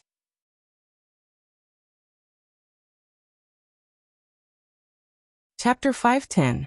Right now, everyone was busy preparing for the upcoming battle. As for Mingxi and Fengwu, apart from a few people who were familiar with them, no one really paid attention to them. The Feng clan also sent people over for this battle. The ones who came were Feng Tianqing and Feng Juntian. This pair of father and son represented the Feng clan to come to the Blood Moon Forest. Feng Ting also wanted to perform well in this battle, hoping that the Feng clan would see her in a different light. After Feng Ting came to the Blood Moon Forest, she had always been with Feng Yanran. For some reason, the two of them were getting closer and closer. Feng Tianqing and the rest arrived a day earlier than Fengwu. However, after arriving, everyone was busy and did not have time to meet.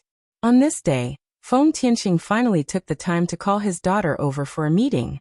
Feng Tianqing was a serious person. Although he loved his daughter dearly, he still found it hard to show a loving expression. Feng Juntian also took after his father. He had always been a serious brother, which was why he was not close to the original body. Brother. When Fengwu saw that her brother had come to find her, she happily rushed into Feng Juntian's embrace. She even rubbed her head against him like a spoiled child. Feng Juntian stroked his sister's soft hair and brought Fengwu to the tent that the father and son were staying in together. Originally, Feng Tianqing could have stayed in that house, but he didn't want to, so he set up a tent outside with his son. When Fengwu arrived, the kitchen maid had just placed the dishes on the table. During this period of time, Feng Tianqing was very busy. He was so busy that he did not have time to take care of his children. It was rare for him to have some free time, so he naturally wanted to have a meal with his children. Fengwu obediently called her father and sat beside Feng Tianqing with Feng Juntian. The family started a silent lunch. This meal was very quiet. No one spoke at all. Feng Tianqing wanted to talk to his daughter, but unfortunately, Fengwu girl did not cooperate. From the moment she sat down, she had been fighting with the food in her bowl. Other than eating, she did not even bother to look at her father. This made Feng Tianqing feel a little heartbroken. Could it be that his daughter no longer loved him? Feng Juntian, on the other hand, didn't think too much about it. From time to time, he would pick up some food for his sister. The two siblings didn't like to talk, so a glance was enough for them to communicate. Xiaoyi is slowly growing up. It's time for you to consider your future. Your grandfather has selected some good moral characters from the nobles of the ancient Eastern Kingdom for you. You can meet them when you go back next time. We'll settle down after you've selected a suitable one. Originally, in Heavenly Wind Continent, everyone was used to marrying late and having children late. However, Fengwu's situation was different. She already had a son at such a young age. If she did not marry off before her son grew up, it would be even harder for Xiaoyi to marry when he grew up. After all, the younger a child was, the easier it was to raise them.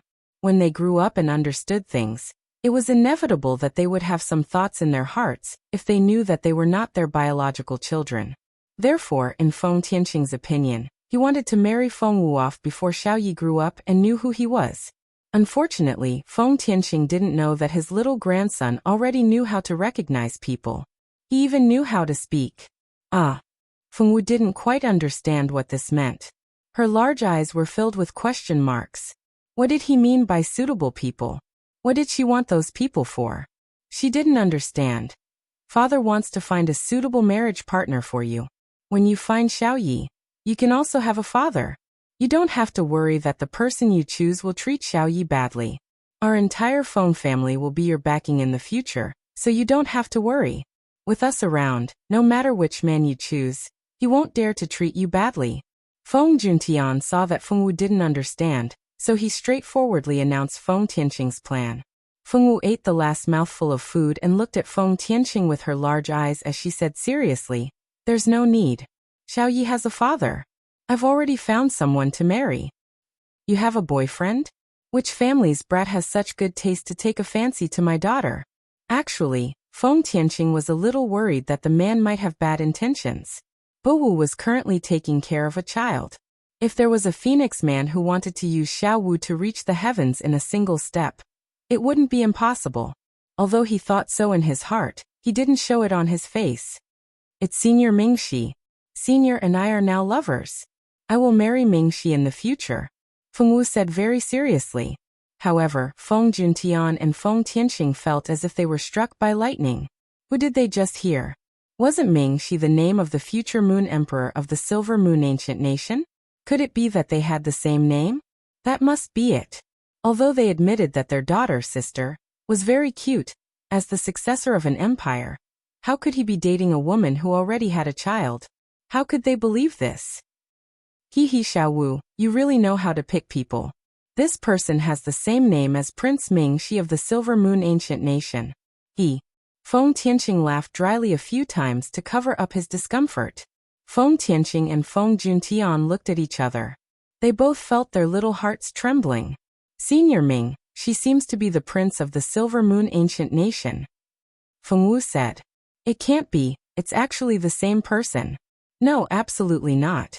I don't agree with you two being together. Xiao Wu, that kind of person from the royal family isn't a good person. He loves to play with ignorant girls like you the most. So you should immediately cut off all ties with him, and don't have anything to do with him anymore. Feng Tianqing almost shouted. He didn't want his precious daughter to be played with by a member of the royal family. At the end of the day, Feng Tianqing didn't believe that Ming-Shi would sincerely date his daughter. He was afraid that Fengwu's feelings would be played by someone else. When the time came, Ming-Shi would just clap his hands and leave. How would his daughter live on her own? When that time came, Fengwu would be pointed at by many people. What if Xiao Wu couldn't take it and carried the child to death? Feng Tianqing's imagination was becoming more and more ridiculous. Ming-Shi still didn't know that he had mysteriously become a scumbag. Father is right. Prince Ming-Shi's status is too high. If you were to be with him, you would face a lot of pressure. His parents and clansmen might not accept you in Xiaoyi. Feng Juntian said with a serious expression. Who knew that Fengwu would say, why do I have to make Ming-Shi's parents accept me? What does this have to do with his parents? Fengwu blinked her eyes in confusion. This girl never knew about these things. Bai Lianfeng also didn't tell her about this problem. Before he came to this world, Bai Lianfeng thought that as long as he was alive, no one would be able to bully his disciple. As for whether or not they would approve of his son being with his disciple, he was never worried. As long as Fengwu took a fancy to him, he would just snatch him back to Mount Yuhua and make him her husband.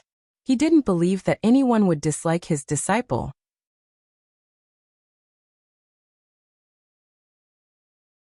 Chapter 511. Unfortunately, Bai Lianfeng would never have imagined that she and her little disciple would transmigrate to this alternate world. Bai Lianfeng never told Fengwu that if two people wanted to be together, they needed their parents to make an engagement. Therefore, Fengwu seriously lacked common knowledge in this aspect. In her mind, as long as Ming-Shi accepted to be Xiao Ye's father and agreed to marry her, then the two of them could be together. All of this was between her and Ming-Shi. It had nothing to do with anyone else. However, Feng Juntian and his son's thoughts were not so simple. Ming-Shi was a prince, and he would be the future Moon Emperor. His marriage would be simple. Although the four emperors had the freedom to choose their spouses, they would not choose a woman who had already given birth to a child. Not to mention that no one would choose that. Even if they did, they would not be accepted by the royal family. After knowing that the person with Fengwu was Ming-Shi, the Feng father and son were worried to death. Fengwu thought that this was only between her and Ming-Shi, but they knew that things were not that simple. Would the Moon Emperor and Moon Empress accept that their future daughter-in-law had a child before marriage? If they were adamant against Fengwu marrying Prince Ming-Shi, then what would happen to his daughter? There was no end to his worries. Feng Tianqing felt that he would definitely age a few years because of this matter. Since he could not get through to Fengwu, the Feng father and son angrily ran to find Ming-Shi after eating with Fengwu. Ming-Shi was studying the ceiling catalog in his study. He did not expect to see Feng Tianqing and Feng Juntian walk in. Their expressions were very ugly. It was obvious that they did not come with good intentions. Even if she knew their identities, he could guess what they were here for. Uncle Feng, Brother Juntian, please take a seat. Ming-Shi put down the book in his hand and stood up from the chair. We won't be sitting. The two of us just want to ask Prince Ming-Shi a question. Although Feng Tianqing had some thoughts about Ming-Shi, He did not want to offend him verbally. No matter how angry he was, he knew that this young man was the future Moon Emperor. He was not someone the Feng family could afford to offend. Uncle Feng, please go ahead. Mingxi smiled good-naturedly. That smile was faint, but it was as beautiful and gentle as the moonlight. Unfortunately, neither Feng Juntian nor Feng Tianqing were in the mood to admire her beauty. I heard that your highness is quite close to my daughter Xiao Wu? Feng Tianqing asked tactfully. Indeed, I am dating Xiao Wu. Mingxi did not beat around the bush with him, and directly admitted his relationship with Feng Wu. Since your highness is so direct, we won't beat around the bush. Feng Juntian spoke. My younger sister, Feng Wu, is just an ordinary girl. I'm afraid she is not compatible with your highness status. Please keep your distance from my younger sister. Mingxi frowned slightly. But what did Mingxi do wrong? Your highness is overthinking. My younger sister is lacking in many areas and is not worthy of your highness, Feng Juntian said. That's right. I believe that with your highness status, it should not be difficult for you to find someone better than my daughter. My Xiao Wu is not suitable for the imperial family. Please let my daughter go, your highness. Feng Tianqing stepped forward and said. No matter how good the other girls in this world are, they are not Xiao Wu. Mingxi only wants to be with Xiao Wu. Mingxi looked at the Feng father and son seriously and made his promise. Then what about your family? Will they accept Xiao Wu? Do you know that Xiao Wu has a child? As the future Moon Emperor, can you accept raising someone else's child? Feng Juntian said. Xiao Yi is very cute. Royal father and royal mother will like him. Mingxi smiled when he thought of that little dumpling. No matter how cute Xiao Yi is, he is not your and Xiao Wu's child. Will Moon Emperor and Moon Empress really not mind? Feng Tianqing did not believe it. If Feng Juntian brought back a woman who had given birth to a child, and said that he wanted to marry her and raise her son, Feng Tianqing would definitely be furious. It would be strange if he did not kill the mother and son. Putting himself in their shoes, how could the great Moon Emperor do something that even he could not do? Stop joking. They won't mind, Mingxi said with certainty. I'll listen to your nonsense. Feng Tianqing scolded angrily when he heard this obviously irresponsible nonsense. Father. Feng Juntian pulled his father's arm. This person was the future Moon Emperor. He could not scold him. Feng Tianqing also knew that his words had offended this future Moon Emperor, but he did not plan to apologize. He could already seduce his daughter, but he was not allowed to scold him. Mingxi pretended that he did not hear anything. The other party was the father of the girl he truly liked. He naturally could not get angry with Feng Tianqing. Uncle Feng, do the two of you know who Xiao Ye's father is? Mingxi suddenly asked. We don't know either. Are you trying to say that Xiao Yi is your son? Feng Juntian thought of this possibility and widened his eyes in shock. Even Feng Tianqing stared at him without letting go. His eyes were still filled with disbelief. However, Mingxi shook his head. No, I am not Xiao Ye's biological father. Since you are not, why are you asking us this? Do you know Xiao Ye's biological father? Feng Juntian guessed. Mingxi shook his head again. I don't know Xiao Ye's biological father either. Then what did you mean by that? Was it fun to tease them? The Feng father and son could not help but glare at him. They felt that he was doing it on purpose. This person was too vile. How could he joke about such an important matter? Everyone said that Prince Mingxi was gentle and polite, and knew when to advance and retreat. Now, it seemed that the person who made this evaluation was definitely deceived by his appearance. I just wanted to tell Uncle Feng and Brother Feng that Xiao Yi does not have a father. Mingxi's words were like a bolt of lightning that exploded in the Feng father and son's ears. In these 2 years, they had been thinking of ways to find out what happened back then. Who was Xiao Ye's father? Who hurt Feng Wu and made her pregnant? This question had always troubled everyone in the Feng family. However, today, they actually heard Mingxi say that Xiao Yi did not have a father. Wasn't this a joke? If Xiao Yi did not have a father, then how did Xiao Yi come to be? Otherwise, there was another possibility. Feng Wu ate the pregnancy fruit, and because of the pregnancy fruit's medicinal power, she was able to have a child. However, Was this possible? Xiao Wu had seen the pregnancy fruit before. How could she stupidly eat it? This was completely impossible. The two of you do not need to be shocked. Mingxi only knew the truth after hearing it from the dean. Mingxi told the Feng father and son about the secret related to Xiao Yi that he heard from the dean. When the Feng father and son walked out of Mingxi's temporary study, they were dumbfounded. Who could tell them how the Elf King became his grandson-nephew? This was illogical. During the Great War of Gods and Demons in ancient times, the Elf King had already disappeared from the world in order to strengthen the seal of heaven and earth. Everyone said that the Elf King had returned to nature.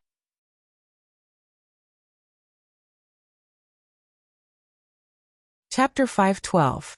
When the Feng father and son walked out of Mingxi's temporary study, they were dumbfounded. Who could tell them why the Elf King had become his grandson-nephew? It didn't make sense. During the Great War of Gods and Demons in ancient times, the Elf King had disappeared from the world in order to strengthen the seal. Everyone said that the Elf King had returned to nature. Even the tree of life had withered. There were no more elves in this world. Legend had it that the Elf King was an innate god. He was benevolent, kind, and friendly. He was the first god to be born in this world after the god of creation left. Other than the descendants of the god of creation, no other god was as honorable as him. However, such an honorable existence had used up all of his power in the Great War 10,000 years ago. That Great War was not the Great War of Gods and Demons. Instead, it was a power from the outside world that invaded this plane. At that time, the plane's barrier was destroyed, and many creatures from the outside world came to this world. They killed everyone they saw, and countless creatures were killed. In order to protect the world's peace, the gods invaded and only drove away those creatures from the outside world. The world's barrier was still unable to be restored. At that time, the Elf King appeared. He used up all of his divine power to completely restore the world's barrier. From then on, peace was restored to the world. The Elf King disappeared from the world forever. Not only the Elf King, but even the Elf King's tree of birth, the tree of life, withered. The other elves also disappeared with the Elf King. From then on, no one on the continent had seen elves. Even if elves occasionally appeared on the continent, they were only mixed-blooded elves and humans. They were not pure-blooded elves. The pure-blooded elves seemed to only exist in myths and legends. They had long disappeared in the long river of history. But now, Mingxi actually told him that the Elf King was still alive and had become his grandson. This was a joke, right? It had to be a joke. Because Xiao Ye's background was too shocking, Feng Juntian and his son said that they needed some peace and quiet. Don't ask them who peace and quiet was. Fengwu felt that her father and brother had been very strange recently. They liked to come to her and ask her to bring Xiao Yi out for them to see. Xiao Yi was naturally brought along by Fengwu, but he was usually locked in the interspatial ring. Only when Fengwu was free would she let him out. Now that Feng Juntian and Feng Tianxing were so interested in Xiao Yi, there were two more nannies who could take care of the child for free. If it were other people, they would definitely be suspicious. Why would she suddenly treat my son so well? Could it be that there was some conspiracy? The Fengwu girl did not think that way. She was just happy that someone could help take care of the little bun. Although this little guy didn't like to cry, he was very clingy. Ever since he could speak, he liked to talk to people and ask questions. Fengwu was not a talkative person. Now that she had transformed into a little chatterbox, Fengwu only wanted to avoid her. Fengwu girl thought, son, can we be a quiet little bun? With Feng Juntian and Feng Tianxing appearing from time to time, Fengwu was finally free. Even when she slept at night, there was someone to take care of the child. She didn't have to be disturbed by the little bun's questions from time to time. The Fengwu girl was very satisfied and welcomed the two cheap nannies. After knowing the identity of the little bun, the father and son no longer had to worry about whether Fengwu would be disliked by the royal family of the Silvermoon Ancient Kingdom. They had already started to discuss whether they should prepare a dowry for Fengwu. Fengwu was still unaware of this. Perhaps to her, the identity of the little bun was never important. She only needed to know that the little bun came from her stomach. Fengwu told Mingxi the strange things about her father and brother as a story. When Mingxi heard it, he only patted her head and smiled. Xiao Wu, when you graduate, we'll get married. Ming-Shi gently hugged the little thing in his arms and said gently, who knew that Fengwu would frown? But it's still many years before I graduate. It'll be so long. By then, I'll be an old lady. There had never been a girl who hadn't married after 20 years of age under Silvermoon Mountain. In a few more years, she would be an old lady. Thinking of this, Fengwu was overjoyed. Can we do it quickly? She asked seriously. Ming-Shi was helpless. This little girl dared to say anything. Couldn't she act a little bashful? These peaceful days didn't last for long. The vampires officially launched a war against the human race. The humans and vampires were fighting every day.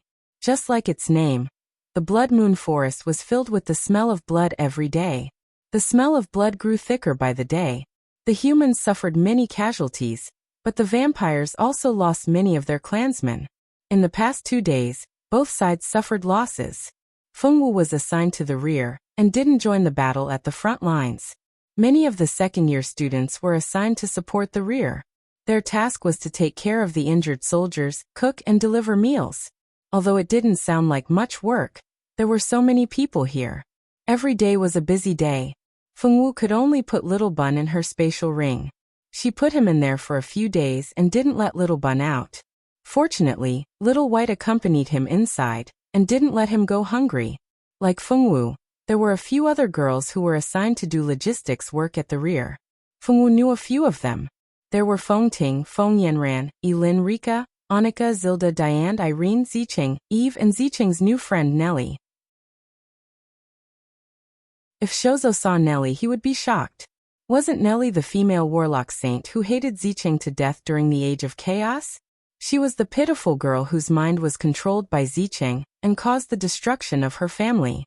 Before Shouzo came back, he promised Nellie to stop her from getting close to Zicheng. He didn't want her to repeat her tragic fate. Before Shouzo came back, he promised to find her and stop her from getting close to Zicheng. Who would have thought that fate would still send Nellie to Zicheng? Although the time they got to know each other was delayed, they still became friends. From the interaction between the two, it could be seen that Nellie had a good impression of Zicheng as a friend. Irene looked at the interaction between Nellie and Zicheng and thought about how to stop Nellie from falling into Zicheng's hands. This was a problem. Bao Bao sat on Fengwu's head and flapped his wings.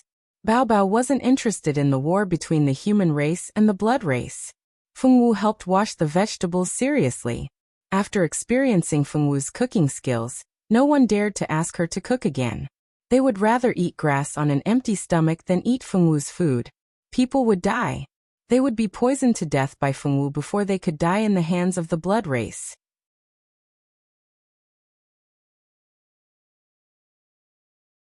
Chapter 513. Bao Bao sat on Fengwu's head and flapped his wings from time to time. Bao Bao had no interest in the war between humans and vampires. Fengwu helped wash the vegetables seriously. After experiencing Fengwu's cooking skills once, no one dared to ask her to cook again. They would rather eat grass on an empty stomach than eat Fengwu's food. That would kill them. They would probably be poisoned to death by Fengwu before they could die in the hands of the vampires. From then on, Fengwu was assigned to other jobs besides washing vegetables. She could no longer cook. Irene was now a little troubled. What could she do to make Nellie stay away from Zicheng? Sigh, because she and Zicheng were not on good terms. Even if Nellie was on good terms with Zicheng, she would not pay attention to her anymore. This was not easy to handle. Rubbing her chin, Irene thought of a few plans. She wanted to come up with a plan to test the effect. She did not let Xiazhua down. Today, the sky was filled with red light, and the moon was as red as blood. The blood-red moon was the characteristic of the Blood Moon Forest. Only in this place could the blood-red moon be seen. The red moon was the symbol of the vampires. Some people said that the red moon represented the source of the vampires' power. As for whether it was true or not, only the vampires themselves knew. Ah, bite it, quickly bite it. Feng Tianxing stuffed a brocade handkerchief into Feng Yanran's mouth, afraid that she would bite her tongue. Feng Yanran's forehead was full of cold sweat. Every inch of her skin was in pain. Even her bones were in pain. The two bloodlines in her body were constantly rejecting each other, roaring and roaring in her body. Neither was willing to merge with the other. This immense pain that made her want to die immediately had been plaguing her for many years. Recently, the phenomenon of the rejection of her bloodline had become more and more serious. This pain had slowly increased from once a year to once a month, and now, she would experience it once every few days. About an hour later, Feng Yanran looked like she had been fished out of the water. With a weak face, she put on the clothes that were messed up because of the pain. Feng Tianxing fed her water and a bottle of recovery potion with a pained expression. After drinking the medicine, her complexion looked much better. "Mom, I can't hold on any longer." Feng Yanran leaned pitifully in Feng Tianxing's arms. The pain just now had made her unable to exert any strength. Even after drinking the medicine, she still could not recover. "Don't be afraid, it'll be fine. Mommy will think of a way. You'll be fine, baby." Feng Tianxing's eyes flashed as if she had made up her mind. On a certain night, a scream pierced through the sky.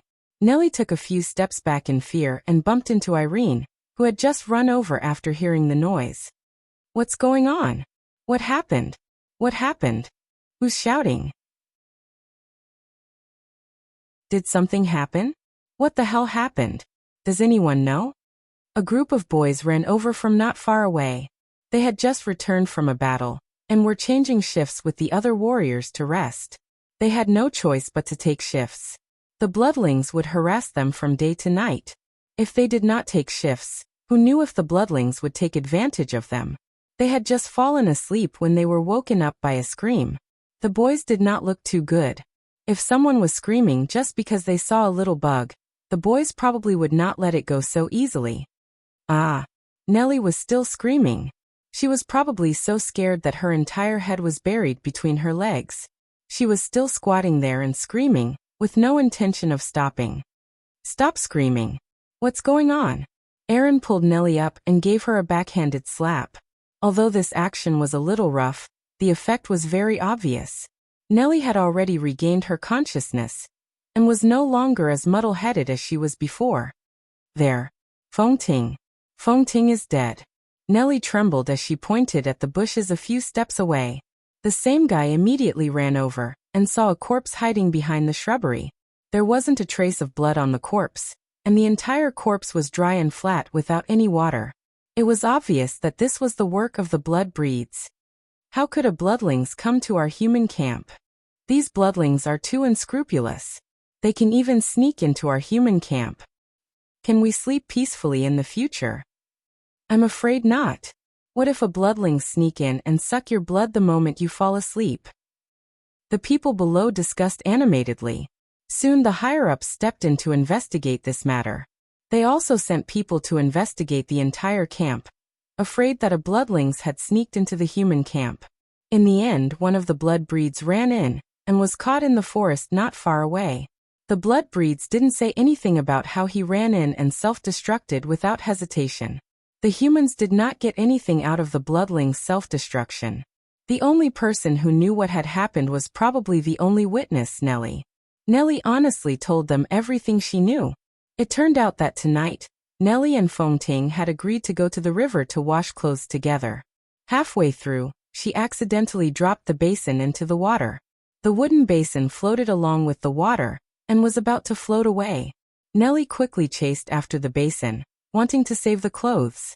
When she returned, she found that Feng Ting was not waiting for her at the original place. Nellie was a little angry that Feng Ting was not being kind enough to wait for her, even though she knew that she had gone to chase after the basin. After complaining for a while, she continued to wash the clothes. She sped up when she was washing clothes alone. After washing the clothes, she carried the wooden basin, and was about to go back. Unexpectedly, when she passed by the bushes, she saw that Feng Ting was already dead. Nellie did not expect Feng Ting to die here. At that time, she screamed in fright. Everyone knew what happened after that. Nellie didn't know when Feng Ting had died. When she returned with the wooden basin, Feng Ting was already dead. Nellie did not know anything else. Feng Ting's death caused a panic in the camp. Everyone was afraid that a bloodlings would suddenly come out and suck their blood. During this period of time, the camp was even more heavily guarded.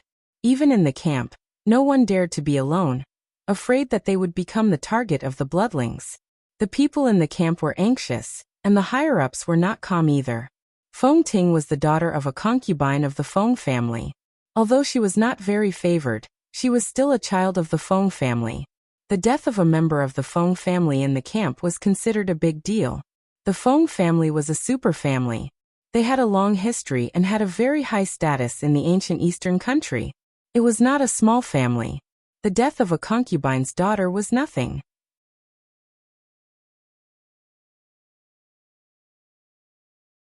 Chapter 5:14. Everyone in the camp was anxious, and the higher-ups were not calm either. Feng Ting was the daughter of a concubine from the Feng family. Although she was not favored, she was still a child of the Feng family. It was a big deal that someone from the Feng family died in the camp. The Feng family was a super family with a long history. They had a high status in the ancient Eastern country. She was not a daughter of a concubine from a small family. How to explain this to the Feng family was a problem. Feng Tianqing was sad when he found out that Feng Ting was killed. No matter what, he had raised her for so many years. He had developed feelings for her even if she was a kitten or a puppy. How could he not be sad? Feng Juntian sighed. Although he could not be as close to Feng Ting as he was to his sister, Feng Wu, he would not treat her as an outsider. No matter what, Feng Ting's death made Feng Juntian and his son sad for a while. Feng Ting was killed by the Blood Clan. The reason for the appearance of the Blood Clan became an unsolved case. After Feng Ting's death, Feng Tianqing went to comfort his brother. Sometimes he would personally cook and accompany Feng Tianqing and Feng Juntian to eat and drink. A few days later, the battle between the humans and the Blood Clan became more intense. After the battle ended, another big incident happened in the human camp. The Feng family went missing that night. When Mingxi received news of Feng Wu's disappearance, he immediately sent out a large number of people to search for her, but to no avail. The other families in the camp also sent out their elite disciples to help search for the Feng family, but there was still no news at all. What happened that could make experts like Feng Tianqing and Feng Tianqing be taken away without a word? And Feng Wu, Feng Juntian, and Feng Yanran, these people with the surname Feng were all missing.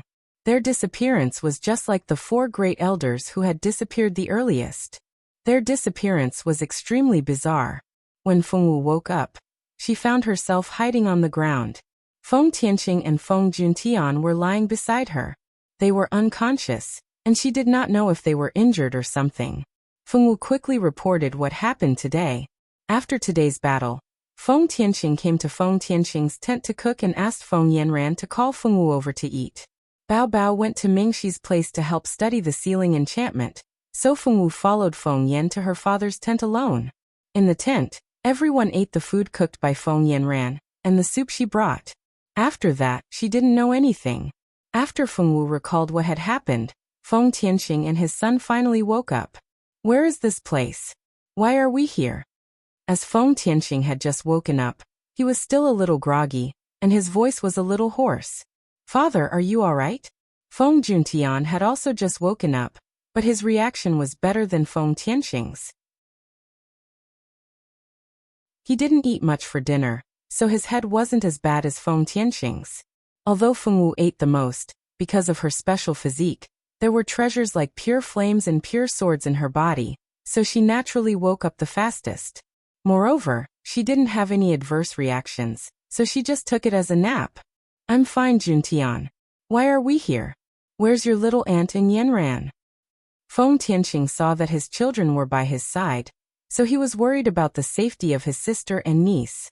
I also just woke up. I didn't see little aunt and Yanran. Feng Juntian shook his head. The father and son stood up with each other, but they found that they couldn't use any strength. The two immediately understood that they had been drugged. Xiao Wu, are you all right? Feng Juntian helped his father up and asked his sister, who was standing at the side in a daze with concern. I'm fine.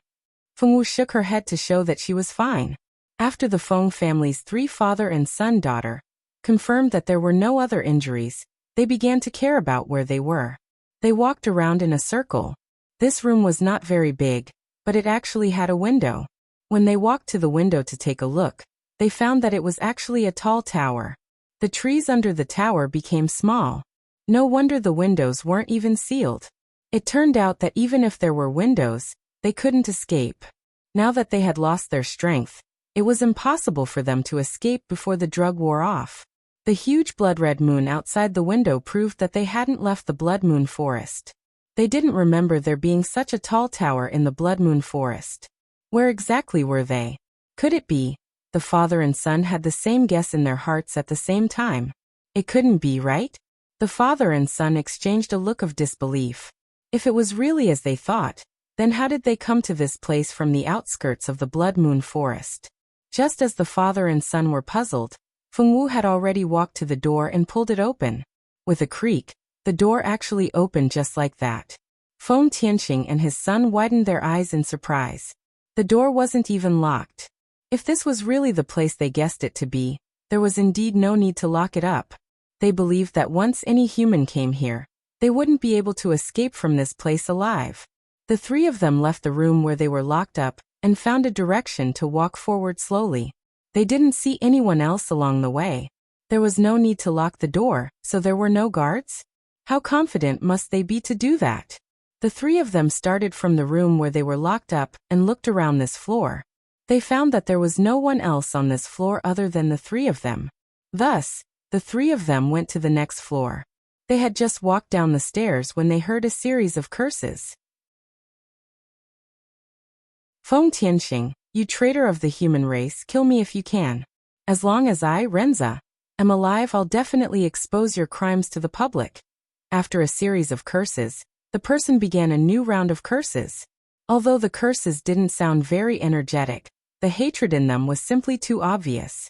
He mentioned two names just now that attracted the attention of the father and son. One was Feng Tianqing, and the other was Renza. Renza. This person was actually Renza. Didn't Renza elope with a female vampire long ago? Why was he here and had such a deep hatred for Feng Tianqing? These questions appeared in the minds of Feng Tianqing and his son. They had actually thought of an answer, but they couldn't believe it was true. Feng Tianqing brought his son and daughter with him, and walked into the room where Florence was being held captive. Renza's hands were chained up in the room. He looked like he was in so much pain that he had lost his shape. He was completely skin and bones. There were countless scars on his body. Many of these scars were caused by sharp weapons, and there were also many bite marks. These bite marks were unique to vampires.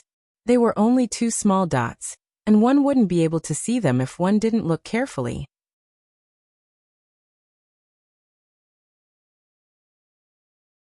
Chapter 5:15. Feng Tianqing brought his son and daughter, and walked into the room where Luan Sa was locked up. Luan Sa's hands were chained up in the room. He looked like he was in so much pain that he had lost his shape. He was just skin and bones. There were countless wounds on his body. Many of these wounds were caused by sharp weapons, and there were also many bite marks. These bite marks were unique to the blood breeds. They were only 2 small dots, and one would not be able to see them if one did not look closely. The person who called himself Luan Sa had been locked up in this place for who knows how long. His hair was so tangled that it was longer than his waist. He did not know how long it had been since he last cleaned it. The beard on his face had already reached his chest. His clothes reeked of feces and urine because he had not changed for a long time. You're humans. Luan Sa's voice was filled with excitement.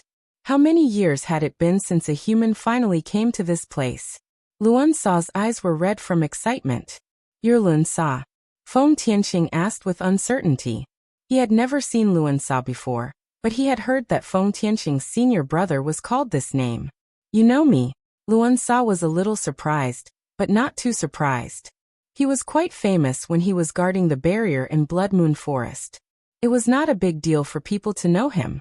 The outside world is saying that the successor fell in love with a Bloodbreeds woman, and helped the Bloodbreeds break the barrier seal. He is a sinner of the human race. Feng Juntian said. I am a sinner of the human race. Luan Sa suddenly laughed out loud. There was too much suppression and pain in his laughter. The one who said that I am a sinner of the human race is Feng Tianqing, right? That despicable bitch. What I regret the most in my life is that I did not discover her true colors earlier, and did not kill that woman in time. Luan Sa roared in pain. You're talking about Feng Tianqing. She is the Feng clan's first daughter. Why do you hate her so much? Feng Tianqing did not reveal his identity and only probed. The Feng clan's first daughter. She was indeed the first daughter of the Feng family, but she was also a slut. This woman had an affair with the prince of the blood kindred and gave birth to a bastard. She used her identity as the realm protector to help the blood kindred find the weak point of the barrier. She helped the vampires come out of the barrier and slaughtered the common people outside the Blood Moon Forest. The 4 elders, Master, and I were killed because we discovered the true identity of her vile spawn. She drugged the food of the 4 elders, Master, and I and sent us to the Blood Moon Forest. She pretended to spare our lives, but turned us into food for the vampires. Every day, the vampires would come to suck our blood. In the end, Master and the 4 elders couldn't hold on any longer and passed away. If I hadn't met you guys, this matter would have been buried underground forever, Florence said with a wry smile. Although the wry smile on his face was blocked by his beard, it did not prevent Feng Tianqing and the others from guessing his expression from Florence's tone of voice. Feng Tianqing's heart was already in turmoil. He simply could not believe his ears. His younger sister, who had been delicate and cute since she was young, was actually together with a prince of the blood kindred, and had even given birth to his child. What was even more terrifying was that she even helped the blood kindred break the barrier seal. How could this be his sister, Tianqing? No. It's not like that. You must be talking nonsense. Tianqing has been a cute and kind girl since she was young. It's impossible for her to betray the human race. It's impossible. Even if he had some guesses in the beginning, Feng Tianqing still could not believe that the sister he had doted on for so many years was actually such a person. This matter was too big of a blow to Feng Tianqing. If it were not for Feng Wu and Feng Juntian supporting him, Feng Tianqing would have fallen to the ground and could not stand up.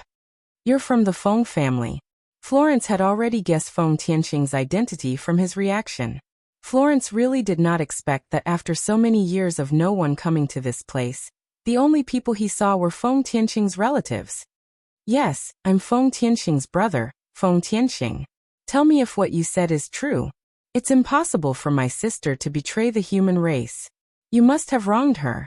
Feng Tianqing, who had always been calm, almost could not take this blow. If even he had suffered such a deep blow, the blow to Feng Wuliu would only be even greater.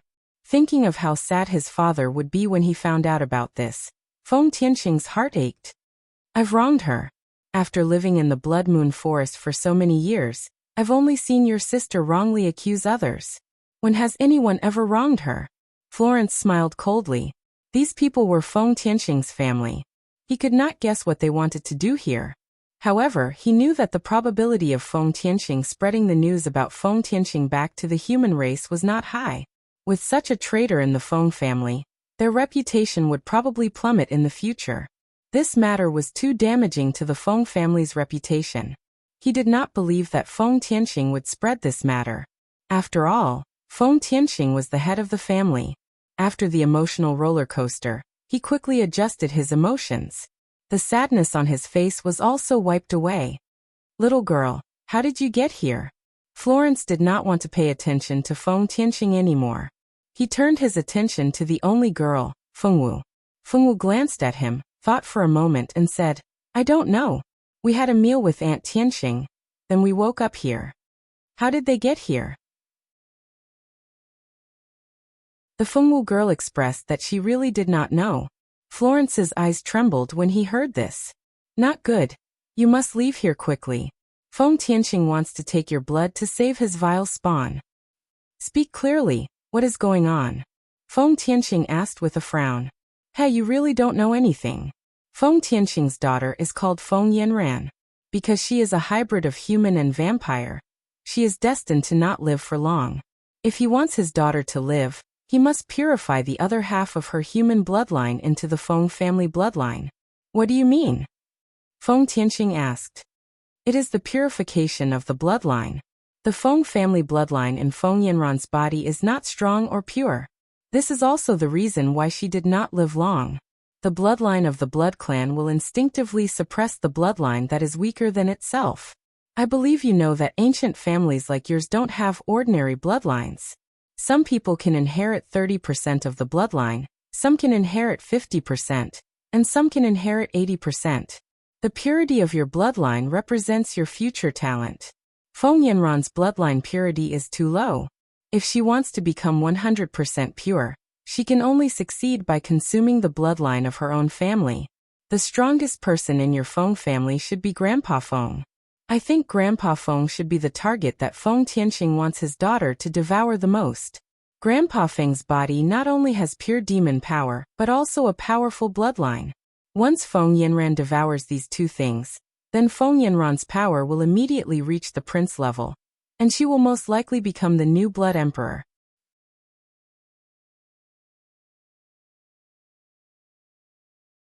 Chapter 5:16.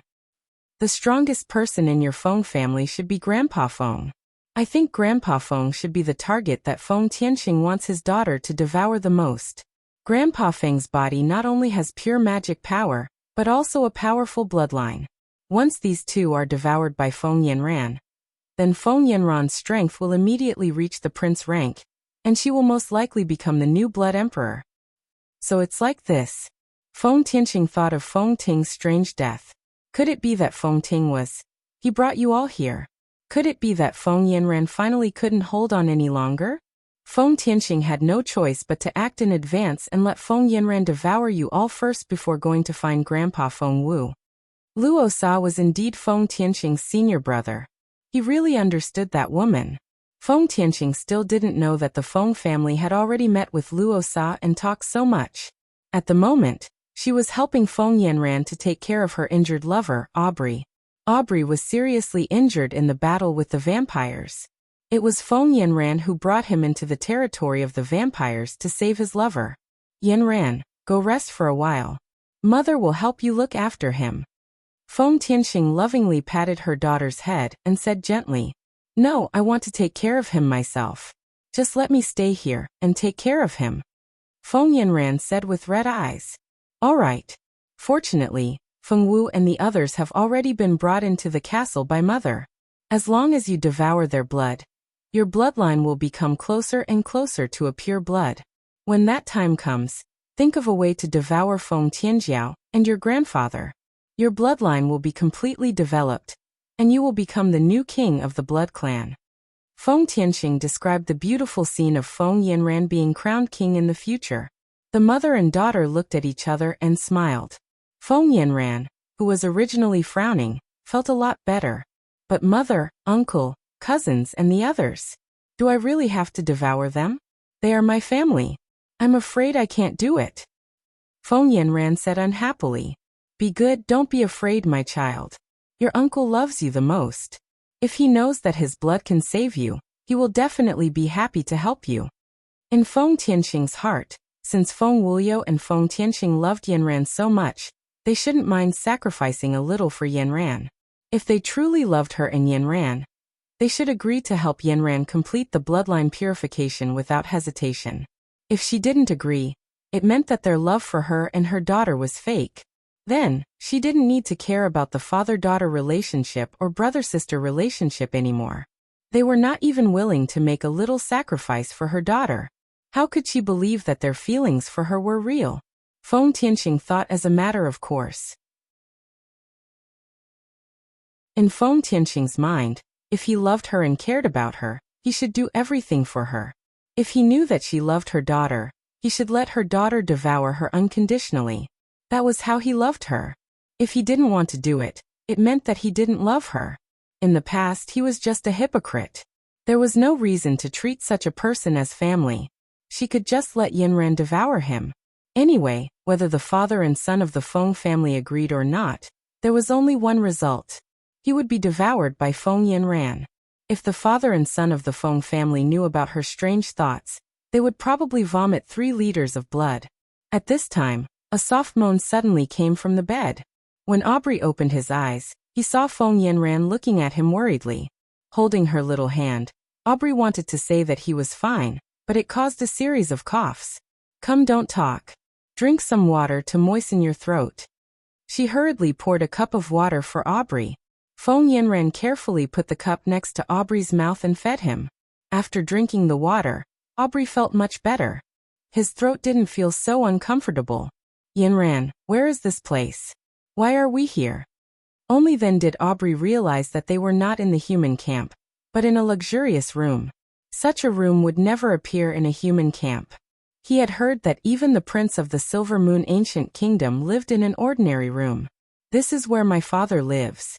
Feng Yanran lowered her little head, not letting him see the uneasiness in her eyes. She didn't know if Aubrey would still like her or leave her if he found out about her identity as the princess of the blood kindred. Your father, didn't your father pass away? Everyone in the school knew about Feng Yanran's background. Her father was a hero who fought against the blood kindred. Later, he passed away in a fight with the blood kindred. Since then, Feng Yanran could only rely on her mother. This matter was known by all the teachers and students in the school. It was not a secret. I'm sorry, I actually lied to you. My father is not dead. He has always been alive. It's just that his identity might not be accepted by everyone. That's why Mother lied that my father had died. In fact, my father has always been living well. Feng Yanran whispered. Let me say it. Feng Tianqing knew that his daughter was too old to have the courage to tell the truth, so he planned to say it on behalf of his beloved daughter. If this man could not accept his daughter's identity, it meant that this man was not worthy of love. There was no need to keep a person who was not worthy of love. He would be handed over to the child's father to deal with. Aubrey didn't know what he was about to face. If he showed any dissatisfaction, Feng Tianqing would definitely not let him live. Teacher Tianqing, you're here too. Aubrey saw that Feng Tianqing was also in the room and said with some surprise. Of course teacher is here. If teacher wasn't here, do you think a little girl like Yanran could save you? Feng Tianqing said jokingly. Thank you teacher Tianqing for saving me. Aubrey thanked Feng Tianqing very politely. Feng Tianqing nodded, more and more satisfied with Aubrey. Teacher, what did you want to tell me? It's about Yanran's father. Feng Tianqing said. After she finished speaking, she suddenly turned to look at the door. The smile on her face became more and more brilliant. My dear, you're here. Feng Tianqing's voice had a hint of feminine charm. Her eyes were so soft that it could drip water. I'm here. Is this the young man that Yanran likes? A handsome man in black appeared at the door. His appearance was exquisite and beautiful, and his temperament was even more noble. At a glance, one could tell that he had a good background and had received a very strict education. This was why he could make his every move seem as if it had been measured with a ruler. It's him. Isn't he a very cute little boy? Our Yanran's taste has always been good. Feng Tianqing said proudly. The black-clothed man, Prince Nicholas, walked to Feng Tianqing's side and gently held her waist with a gentle smile.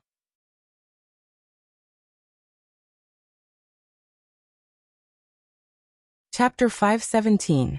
The man in black, who was Prince Nicholas, walked to Feng Tianqing's side and gently hugged her waist with a gentle smile.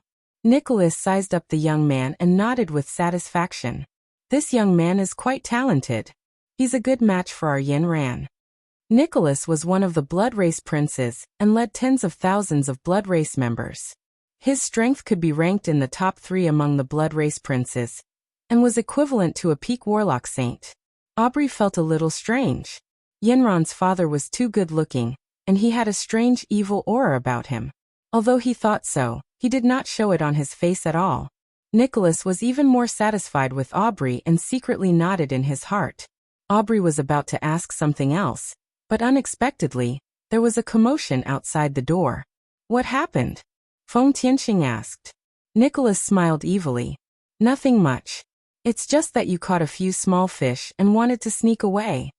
Feng Tianqing immediately understood what had happened. Her expression did not change as she looked at Nicholas and laughed heartily. If it wasn't for the fact that this castle was an absolutely safe place, she wouldn't have let them in without locking the door. Her brother and her 2 nephews and nieces thought too simply of this place, and actually wanted to escape. Bring them in. Nicholas instructed the door, and immediately, 2 beautiful blood race members brought Feng Wu's family of 3 in. When Aubrey saw the Feng family members who were brought in, he was instantly dumbfounded. Wasn't this the Feng family head and young master Feng Juntian?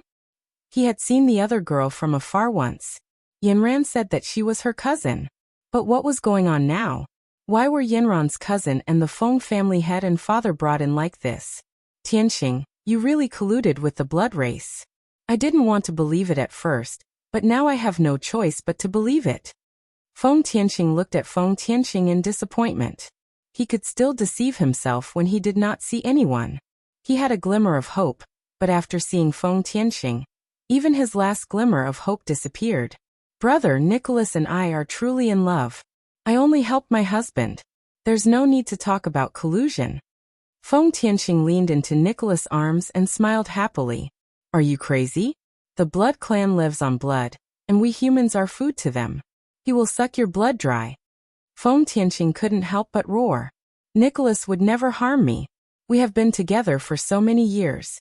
If he wanted to suck my blood, he would have done so long ago. There is no need for him to wait until now. He loves me so much. He would never bear to do anything to hurt me. Feng Tianxing looked at Nicholas affectionately. You're right. I would never hurt the woman I love. Nicholas said affectionately.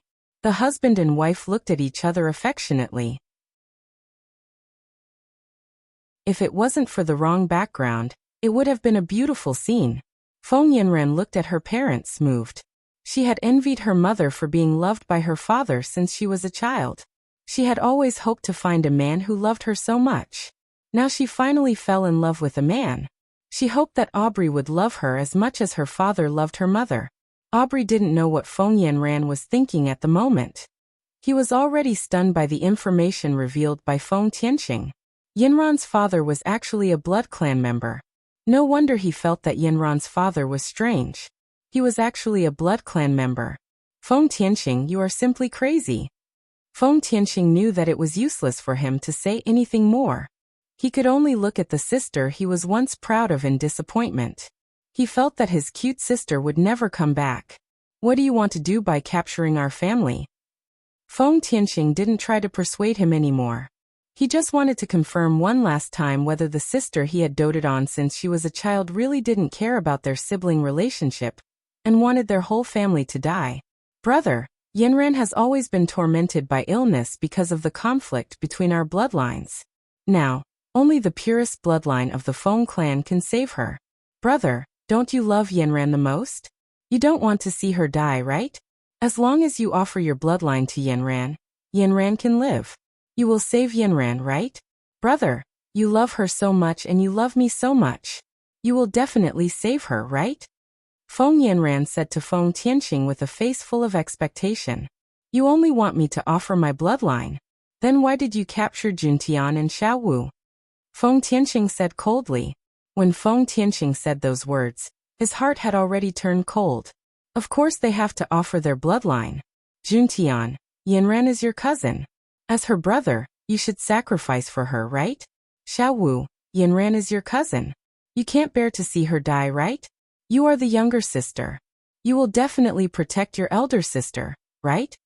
Feng Juntian and Feng Tianxing didn't know how to communicate with Feng Tianxing. No matter what, the logic was on her side. Her Yinran was her life. It was natural for others to sacrifice for her daughter. Only a selfish person could say such words. She is not my elder sister. Fengwu had never thought of Feng Yinran as her elder sister. She only had a brother and no elder sister. Xiaowu, you are not a good child when you don't care about your family. Feng Tianxing's eyes flashed with a cold light. Family? Is there any family between us? Fengwu looked back at her father in confusion. How come she didn't know that she was related to Feng Tianxing and her mother? Fengwu couldn't figure it out no matter how she thought about it. Feng Tianxing laughed. You are right, but there is no such thing. This family relationship had been personally cut off by Feng Tianxing. No matter how much he loved Feng Tianxing, he wouldn't let her hurt his own children for Feng Tianxing. Feng Tianxing's expression changed and her eyes turned cold. You are not even willing to help with such a small matter. It seems like there is no more family between us. Feng Juntian was a little speechless. Asking them to give up their lives was just a small matter. Then what was a big matter? Aubrey, you have seen it all, right? Tianxing's father is the blood kindred's prince. Tianqing is the daughter of Nicholas and I. She has the bloodline of both the blood kindred and the human race, but because of the defect in her bloodline, she will not live for long. The only way to save her is to absorb the bloodline of other people in the Feng family and improve Yanran's bloodline. This way, she will be able to live for a long time.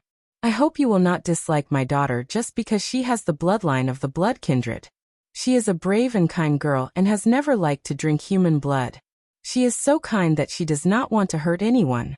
Now that she has finally fallen in love with someone, I hope my daughter can be as happy as I am. Aubrey, can you treat my daughter well? Feng Tianqing walked to Feng Yanran's side and held her daughter's hand, looking at Aubrey expectantly. Aubrey looked at the beautiful girl in front of him. He had always known how kind and cute Yanran was. So what if she was a descendant of the blood kindred? He had never seen Yanran drink other people's blood. She was such a kind girl. How could he not want her just because she was a blood kindred?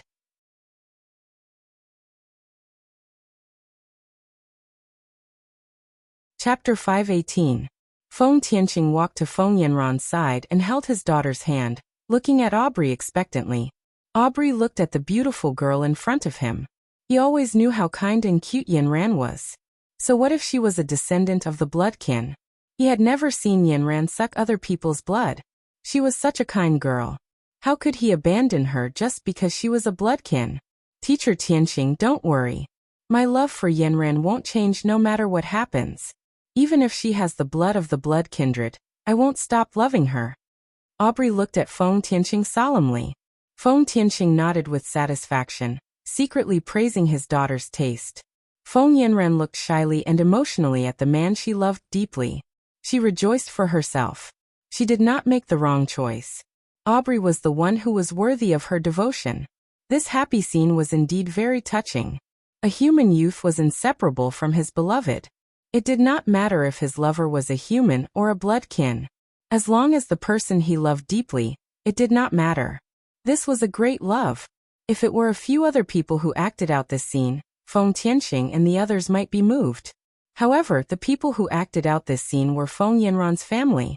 Feng Tianqing and his son did not have any good feelings other than the disgusting feeling of swallowing a fly, let alone being moved. Feng Wu watched it as if it were a musical, and she enjoyed it very much. These lines were also in the book her mother showed her last time. Were they acting according to the book? Feng Wu and Feng Tianqing stood on the side and watched the show without saying a word. At the same time, some people sneaked into the bloodkin without them noticing. This group of people included Feng Tianjiao, Mingxi, Skycliff, and Ajur. The four of them had the same goal. They all wanted to go in and find Feng Tianqing and his son, as well as Feng Yanran and her daughter. When the rest of the Feng family disappeared, Feng Tianjiao had already guessed that Feng Tianqing could not help but make his move. It was time for her to make her move. Feng Tianqing, do you know how long I have been waiting for this day? Since the day my mother left, I have been waiting for the moment to kill you with my own hands. That moment is not far away. With Bao Bao's help, Mingxi and the others successfully entered the blood breed's territory. Their human scent was successfully concealed. As long as they were careful, they would not be discovered by the blood breeds. Xiao Wu, you must wait for me. I will come to save you soon. Wait for me. Mingxi? Feng Wu looked out of the window in confusion. She seemed to have heard Mingxi's voice just now. The drama of Feng Yanran's family was finally collected. Feng Yanran was now hugging Aubrey with a happy face. Feng Tianqing then turned his attention back to his family. Big brother, actually, I don't want to hurt you. How about this? Hand Feng Yi over to me and I'll let you go. Feng Tianqing had heard from Feng Yanran that Feng Yi alone was equivalent to the sum of everyone in the Feng family. As long as she devoured Feng Yi's bloodline, Yanran would directly become the Blood Emperor. There was no need to go through so much trouble and think of a way to make a move on her father and Feng Tianjiao. It was easier to make a move on her father because her father trusted her. No matter what she did, her father would not suspect her. At that time, all she needed to do was to incapacitate him, and everything would be solved. The troublesome one was Feng Tianjiao. Feng Tianjiao did not trust her. It was very difficult to obtain the bloodline power from Feng Tianjiao. If she was lucky, After Yanran devoured her father's bloodline, she might be able to succeed. If she was unlucky, she would have to make a move on Feng Tianjiao. Xiaoyi. Feng Tianxing's eyes widened in surprise. You actually dare to have ideas about Xiaoyi? They were too bold. Feng Tianxing wanted to ask them. You guys are so arrogant. Why don't you go to heaven? You even want to devour the Elf King. Is there anything you don't dare to do? Feng Juntian was also dumbfounded. No matter how he thought about it, he could not understand why Feng Tianxing was in such a hurry to court death. Who was Xiaoyi? That was the Elf King. The Elf King was the first divine spirit in this world other than the god of creation. He was an existence protected by the world's consciousness. If they dared to devour the Elf King's bloodline power, the world's consciousness would jump out and devour them. Feng Wu's reaction was the most normal. She shook her head. I won't give it to you. Xiaoyi is my son. The Feng Wu girl did not want Xiaoyi to be taken away by this bad woman. Feng Wu could tell that Feng Tianxing wanted Feng Yanran to devour the three of them. Now he wanted to devour Xiaoyi. Feng Yanran's appetite was too big. If she ate so much, she would get a stomachache. Feng Wu thought seriously in her heart. What exactly did you understand? Xiaoyi is still young. There's only one of him. Even if you let Feng Yanran devour him, she won't be full. Very good, this girl understood the word devour to mean eating someone directly. Feng Tianxing thought that Feng Wu was deliberately causing trouble for him. It's fine if you don't want to hand Xiaoyi over. I know you have a life spatial ring on your hand. This spatial ring can store any life form. You've been raising Xiaoyi in it, right? It's fine if you don't give it to him. When you die, this spatial ring will have no owner. At that time, anyone can open it. Feng Tianxing's meaning was very clear. No matter what they chose, he had a way to get Xiaoyi. Feng Tianxing, you really don't have any humanity. Feng Tianxing thought of Feng Tianjiao. Feng Tianjiao always said that her mother's last wish was for her to kill Feng Tianxing and stop him from destroying the entire Feng family. In the past, he and his father had never believed Feng Tianjiao's words. They always thought that it was because the heavenly demon was jealous that his sister was favored. So he wanted to kill her ruthlessly and made up such an absurd reason. Bang! Nicholas waved his hand and Feng Tianxing was instantly sent flying to the wall. When he fell from the wall, he immediately spat out a large mouthful of blood. He had suffered heavy injuries. Father! Feng Juntian yelled worriedly and hurriedly ran over to support Feng Tianxing. Feng Wu followed closely behind. She was very worried about her father's injuries. Feng Juntian wanted to take out a bottle of medicine from his spatial ring for his father to consume. When he wanted to use his battle energy to open the ring, he remembered that they had already been drugged by Feng Tianxing. They couldn't use their battle energy at all. They had no medicine to heal their injuries, and no fighting energy to protect themselves. Their situation was already so bad. At this moment, Feng Wu took out a bottle of medicine and fed it to Feng Tianxing. Feng Juntian was shocked.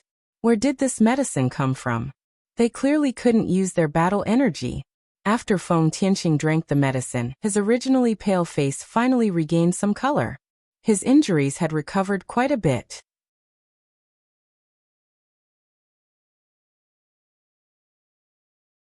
Chapter 519. At this moment, Feng Wu took out a bottle of medicine and fed it to Feng Tianxing. Feng Juntian was shocked. Where did this medicine come from? They were clearly unable to use battle energy. After Feng Tianxing drank the potion, his pale face finally regained some color. His injuries had recovered quite a bit. Feng Juntian did not see how Feng Wu took out the medicine, but Feng Tianxing and the others saw it. When they saw that Feng Wu could still use her spatial ring, they were all shocked. The medicine that Feng Tianxing used was not an ordinary medicine. This was a medicine that the Blood Clan used to deal with humans. As long as a human consumed this medicine, all of their powers would be sealed. Once consumed, they would be unable to use their powers for 7 days. In the human world, there were still some forbidden areas that forbade magic and martial arts. Once one stepped into these forbidden areas, they would lose their powers and could only struggle in the forbidden area like an ordinary person. There were 2 or 3 such forbidden areas, But there were not many medicines that could seal one's powers and battle energy. Almost all of them were no longer seen in public. In the Great War in ancient times, many precious magic medicines were destroyed. The Blood Clan's collection of this demon-sealing medicine was also very precious. Under normal circumstances, the Blood Clan would not use it. In addition, this medicine did not take effect through the air. It had to be consumed. This was a little troublesome. A person who could be poisoned by a Blood Clan member would at least be a warlock saint. However, how could a warlock saint's diet be so easy to get close to? Hence, this medicine was actually a little useless. However, with the addition of Feng Tianqing's family over the past few years, this medicine had found a place to be useful. Feng Tianqing had not only used this medicine to kill the 4 elders, but also his own master. Other than a senior brother who was still struggling at death's door, everyone else had been killed. Now that he had tricked Feng Tianqing's family again, this kind of medicine, which was useless among the vampires, had found a chance to shine. This medicine was very effective, and it was impossible for it to be neutralized before the time was up. How was Feng Wu able to use her battle energy to open her spatial ring? Feng Tianqing could not understand. She had experimented with this medicine many times. There should not be any problems with it. You can actually use your battle energy. Nicholas was also shocked. No one knew better than him how effective this medicine was. This was the first time he had seen someone who could neutralize the effects of this medicine. Why not? Feng Wu blinked, also puzzled. She could always use her Dou Qi. With Xiaoqun and Pure Flame, which were both purifying treasures, any poison should be ineffective against her. However, Feng Tianqing had used a strong knockout drug at the beginning, and because Xiaoqun was in the midst of advancing, he did not immediately remove the drug's effects. Pure Flame was also a reckless person. Seeing that Feng Wu's life was not in danger, it did not care either. It wasn't until Feng Wu was fed the magic sealing potion while she was unconscious that Pure Flame helped Feng Wu get rid of the potion's effects. Therefore, the magic sealing potion in Feng Wu's body had long lost its effect. It was just that Feng Tianqing and the others were too confident in the potion's efficacy and did not test it out. Interesting. I didn't think that there would be such an unexpected person among the humans. If it wasn't for the fact that my daughter needs your bloodline power to become the Blood Emperor, I could have kept you to study and see what's different about your physique. Nicholas attributed the reason why Feng Wu was not affected by the potion's effects to Feng Wu's special physique, which was why the magic sealing potion had no effect on her. Xiao Wu, Auntie didn't know you had such abilities. Hiding it from Auntie really surprised her. Feng Tianqing walked to Nicholas's side and said with a smile. However, that smile did not reach his eyes. Feng Wu turned her head and ignored Feng Tianqing. In Feng Wu's eyes, Feng Tianqing had already become a villain in a novel. He was a bad person. She did not want to care about them. Feng Tianqing did not care about what she thought. He just looked at Feng Wu. Xiao Wu, have you thought it through? If you hand Xiao Yi over, Auntie will definitely let your family of 3 leave. Otherwise, don't even think about taking a step out of this Blood Moon forest. Feng Tianqing said coldly and threateningly. Although she knew that Feng Wu could use Dou Qi, she did not take it to heart. She was just a mere second-year brat.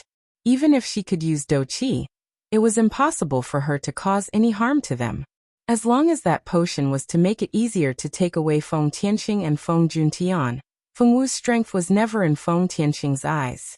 Just like that concubine's daughter, Feng Ting. To Feng Tianqing, other than being her daughter's medicine, there was nothing special about her. When she made a move against Feng Ting that day, Feng Ting's weak strength did not pose any threat to the mother and daughter. Since she did not take Feng Ting seriously back then, she would also not take Feng Wu seriously today. They were just 2 little brats. What was there to be afraid of? No. Feng Wu bit her lips and said firmly, "Bad girl, you still want to eat Xiao Yi." Feng Wu clenched her small fists. If she dares to make a move, I'll hit her. Looks like Xiao Wu wants Aunt to do it herself. Feng Tianqing's smile did not reach her eyes, and her fingertips emitted a cold light. I'm not afraid of you, Feng Wu said seriously with a stern face. Xiao Wu. Feng Tianqing and his son were extremely worried. However, they could not use dou qi, so they could only be anxious at the side. This was the territory of the blood breeds. Even if they all recovered their strength, they were not confident that they could leave this place safely. After all, there were tens of thousands of blood breeds living here. They were afraid that before they could find a way out, they would be devoured by the blood breeds they met along the way. Although Xiao Wu had dou qi on her, the possibility of her escaping was still not high. However, they could not care so much now. The father and son exchanged glances. No matter what, they had to let Fengwu leave this place first. At most, they would fight with their lives to buy some time for Fengwu. Whether she could escape or not would depend on her luck. You are indeed a girl of my Feng family. However, you are a little unruly. Let aunt, as your elder, teach you the rules. As he spoke, he walked towards Fengwu step by step. Nicholas watched from the side with a smile, and there was a trace of affection in his eyes. Feng Yanran and Aubrey stood together in fear, and they did not intend to stop him. Teacher Tianqing had already said that Yanran needed their dou qi to survive. For Yanran, he had no other choice. Turning his face away, Aubrey convinced himself to pretend that he did not see it. In the beginning, his family did not even ask him, and helped him to marry a noble lady that he did not like at all. He had already lost his heart to that family. It was not easy to meet a girl that he truly loved. This time, he would not let go no matter what. Feng Yanran was a little nervous. She felt a little sorry for her uncle's family who had always treated her well. However, if she wanted to live, she needed the pure dou qi of the Feng family to balance the dou qi in her body. Father said that the dou qi in her body was very pure and very rare. As long as she had the same pure dou qi of the human race, when the two kinds of dou qi reached a balance, she would be able to have the powerful strength of the dou qi and the unlimited potential of the human race at the same time. In order to survive, although she was sorry for her uncle, she could only do this. Sorry, uncle, when Yanran has children in the future, I will definitely let one of them inherit the dou qi of the Feng family. I will never let the dou qi of the Feng family be cut off. So go in peace. Fengwu, brother Jun Tian and uncle, Yanran is sorry for you. But I want to live more. Feng Yanran secretly said sorry in her heart, but on the surface, she stared at Fengwu with fiery eyes. She knew that Feng Yi, that little thing, had been following Fengwu. From the first time she saw Feng Yi, she suspected that Feng Ye's physique was not simple. She had never seen a child with such pure power. She felt that as long as she absorbed that child, she would be able to obtain great power. That power would only be stronger than absorbing the blood of everyone in the Feng family. Feng Tianqing, I didn't expect Feng Yanran to be the bastard child of you and a dou qi. Mother was right, you are the bane of the Feng family. Feng Tianjiao held a long sword and walked into the room step by step. Following behind Feng Tianjiao were the three boys, Mingxi, Skycliff, and Ajur. Mingxi and Ajur were immediately relieved after seeing that Fengwu was fine. Ajur walked to the wall and helped Feng Tianqing up. Seeing that Feng Tianqing was injured, he found a better medicine for him to take. Xiaowu. Mingxi rushed to Fengwu's side and worriedly checked Fengwu's injuries. Feng Tianjiao, you are really bold. You even brought the next monarch of the Silver Moon Ancient Kingdom. I really have to thank you for this gift. When he was in the human camp, I couldn't do anything to him. Once he left the camp and entered the territory of the dou qi, even if he is the descendant of the four monarchs of the human race, he would still be able to escape. The descendants of the four monarchs all had the divine blood. Absorbing the blood of the four monarchs would definitely be beneficial for Feng Yanran. As for the consequences of the death of one of the future monarchs, Feng Tianqing didn't care about it. I never thought of escaping. Feng Tianqing, you colluded with the dou qi to murder your own kind. This crime is unforgivable. We have the right to kill you on the spot. Mingxi's eyes flashed with killing intent. He rarely wanted to kill someone like this. Feng Tianqing was definitely one of the rare few. Kill me? You actually think you can kill me in the territory of the dou qi? I say, Your Highness, have you been praised too much that your brain has gone stupid? There are tens of thousands of dou qi here. I only need to give the order for them to rush in. Each of them can drown you with a mouthful of saliva. How can you kill me? Feng Tianqing laughed loudly. There was a hint of playfulness in his smile. Even Nicholas looked at Mingxi with contempt. He felt that he was a prince who didn't understand the situation. Saying such big words when the enemy was strong and he was weak was simply brainless. It seemed that this immature moon monarch wasn't that great after all. You can try and see if I can kill you. Mingxi didn't say anything else and only replied with this sentence. Feng Tianjiao took a step forward and said, Your Highness, you can't steal my words. Feng Tianxing's life is mine. From the day my mother died, I swore to kill Feng Tianxing. You're tuning in to the Earbook Haven YouTube channel. Don't forget to subscribe and join us on this journey to catch the most captivating stories.